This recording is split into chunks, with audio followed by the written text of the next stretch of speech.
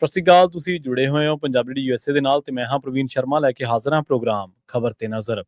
ਖਬਰ ਤੇ ਨਜ਼ਰ ਪ੍ਰੋਗਰਾਮ ਦੇ ਵਿੱਚ ਕੀ ਅਹਿਮ ਤੇ ਕਈ ਖਾਸ ਖਬਰਾਂ ਨੂੰ ਲੈ ਕੇ ਚਰਚਾ ਕਰਨ ਦੇ ਲਈ ਜੁੜ ਚੁੱਕੇ ਨੇ ਪੰਜਾਬ ਤੋਂ ਸੀਨੀਅਰ ਪੱਤਰਕਾਰ, ਉੱਘੇ ਲੇਖਕ ਅਤੇ ਸਰਗਰਮ ਸਮਾਜਿਕ ਕਾਰਕੁਨ ਦੀਪਕ ਸ਼ਰਮਾ ਜਨਾਰਥਲ ਜੀ। ਸ਼ਰਮਾ ਜੀ, ਸਤਿ ਸ਼੍ਰੀ ਅਕਾਲ, ਸਵਾਗਤ ਹੈ ਜੀ ਪੰਜਾਬੀ ਡੀ ਯੂਐਸਏ ਦੇ। ਸਤਿ ਸ਼੍ਰੀ ਅਕਾਲ ਪ੍ਰਵੀਨ ਜੀ, ਸਾਰੇ ਦਰਸ਼ਕਾਂ ਨੂੰ, ਸਰੋਤਿਆਂ ਨੂੰ ਪਿਆਰ ਭਰੀ ਸਤਿ ਸ਼੍ਰੀ ਅਕਾਲ। ਸਤਿ ਸ਼੍ਰੀ ਅਕਾਲ ਜੀ। ਪ੍ਰੋਗਰਾਮ ਦੇ ਵਿੱਚ ਅੱਗੇ ਵਧਣ ਤੋਂ ਪਹਿਲਾਂ ਧੰਨਵਾਦ ਕਰਦੇ ਚਲੇ ਸਪਾਂਸਰਸ ਦਾ, ਜਿਹੜੇ ਜ਼ਰੀਆ ਬਣਦੇ ਨੇ ਇਹਨਾਂ ਪ੍ਰੋਗਰਾਮਾਂ ਨੂੰ ਤੁਹਾਡੇ ਤੱਕ ਪਹੁੰਚਾਉਣ ਦੇ ਲਈ। ਖਾਲਸਾ ਇੰਸ਼ੋਰੈਂਸ ਏਜੰਸੀ ਵਾਲੇ, ਜਿਨ੍ਹਾਂ ਤੋਂ ਤੁਸੀਂ ਹਰ ਤਰੀਕੇ ਦੀ ਇੰਸ਼ੋਰੈਂਸ ਲੈ ਸਕਦੇ ਹੋ। ਇੰਸ਼ੋਰੈਂਸ ਬਾਰੇ ਪਤਾ ਕਰਨ ਦੇ ਲਈ ਇਹਨਾਂ ਦਾ ਨੰਬਰ ਹੈ 468-272-2500। ਇਹ 1992 ਤੋਂ ਲਗਾਤਾਰ ਇੰਸ਼ੋਰੈਂਸ ਬਿਜ਼ਨਸ ਦੇ ਵਿੱਚ ਸ਼ਾਨਦਾਰ ਸੇਵਾਵਾਂ ਦੇ ਰਹੇ ਨੇ ਤੇ ਅਮਰੀਕਾ ਭਰ ਦੇ ਵਿੱਚ ਇੰਸ਼ੋਰੈਂਸ ਕਰਦੇ ਨੇ। ਓਬਾਮਾ ਕੇਅਰ, ਮੈਡੀਕੇਅਰ ਜਾਂ ਫਿਰ ਕਵਰਡ ਕੈਲੀਫੋਰਨੀਆ ਬਾਬਤ ਪਾਲਿਸੀ ਕਰਵਾਉਣ ਦੇ ਲਈ, ਸਲਾਹ ਲੈਣ ਦੇ ਲਈ ਅੱਜ ਹੀ ਕਾਲ ਕਰੋ 468-272-2500 ਤੇ। ਟਰਕੀਅਨ ਇਮੀਗ੍ਰੇਸ਼ਨ ਲਾ ਫਰਮ ਵਾਲੇ, ਜੇ ਟਰਕੀਅਨਾਂ, ਟੋਰਿਨ ਟਰਕੀਅਨਾਂ ਦੇ ਨਾਲ ਤੁਸੀਂ ਯੂਐਸ ਇਮੀਗ੍ਰੇਸ਼ਨ ਬਾਬਤ ਕੋਈ ਵੀ ਸਲਾਹ ਕਰਨੀ ਹੈ, ਕੋਈ ਵੀ ਸਵਾਲ ਪੁੱਛਣਾ, ਤੇ ਇਹਨਾਂ ਦਾ ਨੰਬਰ ਹੈ 415-909-0503। ਗੁਰਦੀਪ ਸਿੰਘ ਬਿਰਦੀ ਕਲੋਵਿਸ, ਮਨਦੀਪ ਸਿੰਘ ਸੈਨ ਹੋਜ਼ੇ, ਓਮਕਾਰ ਸਿੰਘ ਫਰੈਜ਼ਨੋ, ਗੁਰਨਾਮ ਸਿੰਘ ਐਂਟੀਲੋਪ, ਜਰਨੈਲ ਸਿੰਘ ਸੈਟਲ, ਮਨਦੀਪ ਢਿੱਲੋਂ ਯੂਨੀਵਰਸਿਟੀ ਤੇ ਲਾਲੀ ਸਿੰਘ ਗਰੇਵਾਲ ਫਰੀਮੌਂਟ ਤੋਂ। ਇਹਨਾਂ ਸਾਰੇ ਹੀ ਸਪਾਂਸਰਸ ਦਾ ਬਹੁਤ ਬਹੁਤ ਧੰਨਵਾਦ। ਤੇ ਜੇਕਰ ਤੁਸੀਂ ਵੀ ਪੰਜਾਬੀ ਯੂਐਸਏ ਦੇ ਇਹਨਾਂ ਪ੍ਰੋਗਰਾਮਾਂ ਨੂੰ ਸਪਾਂਸਰ ਕਰਨਾ ਚਾਹੁੰਦੇ ਹੋ ਤਾਂ ਸਟੂਡੀਓ ਦਾ ਨੰਬਰ ਹੈ 468-272-5200। ਅੱਜ ਦਾ ਇਹ ਖਬਰ ਤੇ ਨਜ਼ਰ ਪ੍ਰੋਗਰਾਮ ਸਾਲ 2026 ਦੀ 12 ਜੂਨ ਦਾ ਪ੍ਰੋਗਰਾਮ ਹੈ ਤੇ ਦਿਨ ਅੱਜ ਸ਼ੁੱਕਰਵਾਰ ਹੈ। ਖਬਰਾਂ ਦੀ ਸ਼ੁਰੂਆਤ ਕਰੀਏ ਸ਼ਰਮਾ ਜੀ ਆਮ ਆਦਮੀ ਪਾਰਟੀ ਦੇ ਸੀਐਮ ਫੇਸ ਤੋਂ। ਆਮ ਆਦਮੀ ਪਾਰਟੀ ਨੇ ਕਹਿੰਦੇ ਸੀਐਮ ਚਿਹਰਾ ਐਲਾਨ ਦਿੱਤਾ ਤੇ ਬਾਕੀ ਦਿੱਲੀ ਨੂੰ ਭੱਜ ਗਏ ਜੀ। ਕੱਲ ਦੇਰ ਸ਼ਾਮ ਕਹਿ ਲਈਏ ਆਪਾਂ, ਬਠਿੰਡਾ ਦੇ ਵਿੱਚ ਆਮ ਆਦਮੀ ਪਾਰਟੀ ਨੇ ਰੋਡ ਸ਼ੋਅ ਰੱਖਿਆ ਸੀ ਜੀ। ਉਹ ਤੋਂ ਇੱਕ ਦਿਨ ਪਹਿਲਾਂ ਦਿੱਲੀ ਦੇ ਵਿੱਚ ਨੀਤੀ ਆਯੋਗ ਦੀ ਬੈਠਕ ਸੀ ਤੇ ਸ਼ਾਮ ਨੂੰ ਆਮ ਆਦਮੀ ਪਾਰਟੀ ਦੀ ਆਪਣੀ ਬੈਠਕ ਸੀ ਜੀ। ਉਹ ਤੋਂ ਇੱਕ ਦਿਨ ਪਹਿਲਾਂ ਕੇਜਰੀਵਾਲ ਪੰਜਾਬ ਆਏ ਸੀ ਤੇ ਜੇ ਇੱਕ ਦਿਨ ਪਹਿਲਾਂ ਪੰਜਾਬ ਆਏ ਸੀ, ਦੂਏ ਦਿਨ ਭਗਵੰਤ ਮਾਨ ਨੇ ਦਿੱਲੀ ਨੂੰ ਜਾਣਾ ਸੀ ਤਾਂ ਫਿਰ ਚੌਪਰ ਚ ਨਾਲੇ ਚੜ੍ਹ ਕੇ ਦਿੱਲੀ ਨੂੰ ਚਲੇ ਗਏ। ਫਿਰ ਭਗਵੰਤ ਮਾਨ ਜੀ ਉੱਥੋਂ ਬੈਠਕਾਂ ਨੂੰ ਵੇਟ ਕੇ ਪੰਜਾਬ ਨੂੰ ਹੋਏ, ਫਿਰ ਵਾਪਸ ਆ ਗਏ ਜੀ। ਤੇ ਹੁਣ ਕੱਲ ਬਠਿੰਡੇ, ਅੱਜ ਲੁਧਿਆਣਾ, ਜਲੰਧਰ ਕਰੋ ਜੀ ਮੀਟਿੰਗਾਂ ਵਪਾਰੀਆਂ ਨਾਲ, ਕਾਰੋਬਾਰੀਆਂ ਨਾਲ। ਠੀਕ ਹੈ, ਚੋਣਾਂ ਦੇ ਦਿਨ ਨੇ, ਸਾਰੇ ਆਪੋ ਆਪਣੀ ਤਿਆਰੀਆਂ ਚ ਨੇ। ਆਮ ਆਦਮੀ ਪਾਰਟੀ ਦੀ ਹਾਈ ਕਮਾਂਡ ਪੰਜਾਬ ਨੂੰ ਆਈ ਹੈ ਤੇ ਬੀਜੇਪੀ ਵਾਲੇ ਦਿੱਲੀ ਸੱਦੇ ਨੇ ਕਿ ਆ ਜਾਓ। ਇਹਨਾਂ ਕਾਂਗਰਸੀ ਵੀ ਗੇੜੇ ਮਾਰ ਰਹੇ ਨੇ, 3 ਨਵੇਂ ਹੋਰ ਬੰਦੇ ਦੇਤੇ ਇਹਨਾਂ ਨੂੰ, ਅਜੇ ਮਾਕਨ, ਮੀਨਾਕਸ਼ੀ ਨਟਰਾਜਨ ਤੇ ਉਹ ਭਜਨ ਲਾਲ ਜਾਟਵ ਰਾਜਸਥਾਨ ਵਾਲਾ ਹੈ ਨਾ ਜੀ। ਇਹ 3 ਮਤਲਬ ਇਹ ਅਜੇ ਨਬਜ਼ ਹੀ ਚੈੱਕ ਕਰੀ ਜਾਂਦੇ ਨੇ ਕਿ ਤਾਪ ਕਿੰਨਾ ਕੁ ਚੜਿਆ ਕਾਂਗਰਸੀਆਂ ਨੂੰ, ਕਿੰਨਾ ਕੁ ਨਹੀਂ, ਜਾਨੂੰ ਚੋਣਾਂ ਆ ਜਾਣੀਆਂ। ਇਹਨਾਂ ਦਾ ਉਹੀ ਤਰੀਕਾ ਪੁਰਾਣਾ ਕਾਂਗਰਸੀਆਂ ਦਾ ਤਾਂ। ਬੀਜੇਪੀ ਵਾਲਿਆਂ ਨੇ ਜੇ ਦਿੱਲੀ ਸੱਦੇ ਨੇ, ਇਹਦਾ ਮਤਲਬ ਕੀ ਇਹ ਸੰਕੇਤ ਸਪਸ਼ਟ ਹੈ ਕਿ ਬੀਜੇਪੀ ਪੂਰੀ ਤਿਆਰੀ ਇਸ ਲਈ ਕਰ ਰਹੀ ਹੈ ਕਿ ਚੋਣਾਂ ਨਵੰਬਰ 'ਚ ਹੋ ਜਾਣੀਆਂ ਨੇ। ਜੀ ਜੀ ਜੀ, ਸਹੀ ਹੈ। ਤੇ ਜਿਹੜਾ ਰੋਡ ਸ਼ੋਅ ਰੱਖਿਆ ਗਿਆ ਉਹੀ ਪੁਰਾਣਾ ਤਰੀਕਾ ਸੀ। 800-900 ਮੀਟਰ ਦੇ ਅੰਦਰ ਅੰਦਰ, ਰੱਸੇ ਦੇ ਅੰਦਰ ਅੰਦਰ ਭੀੜ ਇੰਨੀ ਦਿਖਾਓ ਕਿ ਪਤਾ ਨਹੀਂ ਕਿੰਨੀ ਆ ਗਈ, ਕੈਮਰੇ ਦਾ ਐਂਗਲ ਇਹੋ ਜਿਹਾ ਹੋਵੇ ਤੇ ਜਦੋਂ ਕਿ ਜਨਤਾ ਨਾਲੋਂ ਵੱਧ ਪੁਲਿਸ ਸੀ। ਸਹੀ ਹੈ। ਪੁਲਿਸ ਦਾ ਤਰੀਕਾਕਾਰ ਵੀ ਤੁਸੀਂ ਇੱਥੋਂ ਅੰਦਾਜ਼ਾ ਲਾ ਲਓ ਕਿ ਜਿਹੜੇ ਬਾਜ਼ਾਰ 'ਚ ਰੋਡ ਸ਼ੋਅ ਹੋਣਾ ਸੀ, ਉਸ ਬਾਜ਼ਾਰ ਦੇ ਉੱਪਰ ਵਾਲੀਆਂ ਮੰਜ਼ਿਲਾਂ 'ਚ ਜਿਹੜੇ ਦਫ਼ਤਰ, ਜੇ ਸ਼ੀਸ਼ਿਆਂ ਵਾਲਾ ਦਫ਼ਤਰ ਵੀ ਹੈ, ਉਹ 'ਚ ਜੇ ਇੱਕ ਖਿੜਕੀ ਵੀ ਹੈ ਤਾਂ ਇੱਕੋ ਖਿੜਕੀ 'ਚ ਵੀ ਪੁਲਿਸ ਵਾਲਾ ਬਿਠਾਇਆ। ਹਰੇਕ ਦੇ ਕੋਠੇ ਤੇ ਪੁਲਿਸ ਵਾਲਾ ਚਾੜਿਆ। ਦੁਕਾਨਾਂ ਜਿਹੜੇ ਖੁੱਲੀਆਂ ਨੇ ਤਾਂ ਉਹਦੇ ਅੰਦਰ ਪੁਲਿਸ ਬੈਠੀ ਆ। ਇੱਥੋਂ ਤੱਕ ਕਿ ਗਟਰਾਂ ਦੇ ਢੱਕਣ ਚੱਕ ਕੇ ਵੀ ਦੇਖੇ। ਅੱਛਾ, ਚਲੋ ਠੀਕ ਹੈ, ਸੁਰੱਖਿਆ ਵੀ ਮੁੱਖ ਮੰਤਰੀ ਨੇ ਆਉਣਾ, ਮੁੱਖ ਮੰਤਰੀ ਦੇ ਮੁੱਖ ਮੰਤਰੀ ਨੇ ਆਉਣਾ, ਸੁਪਰੀਮੋ ਨੇ ਵੀ ਆਉਣਾ। ਸੋ ਇਸ ਲਈ ਸੁਪਰ ਸਰਕਾਰਾਂ ਜਦੋਂ ਆਈਆਂ ਹੋਣ ਤਾਂ ਫਿਰ ਪੁਲਿਸ ਵਿਚਾਰੀ ਕੀ ਕਰੇ, ਉਹ ਤਾਂ ਫਿਰ ਹੁਕਮ ਦੀ ਵੱਜੀ ਆ। ਸਹੀ ਹੈ। ਕਮਾਲ ਤਾਂ ਇਹ ਹੋਇਆ ਕਿ ਰੋਡ ਸ਼ੋਅ ਜਿਹੜਾ ਕੱਢਿਆ ਉਹਦੇ ਵਿੱਚ ਮੁੱਖ ਮੰਤਰੀ ਭਗਵੰਤ ਮਾਨ ਨੂੰ ਚਿਹਰਾ ਐਲਾਨਤਾ। ਠੀਕ ਹੈ ਜੀ।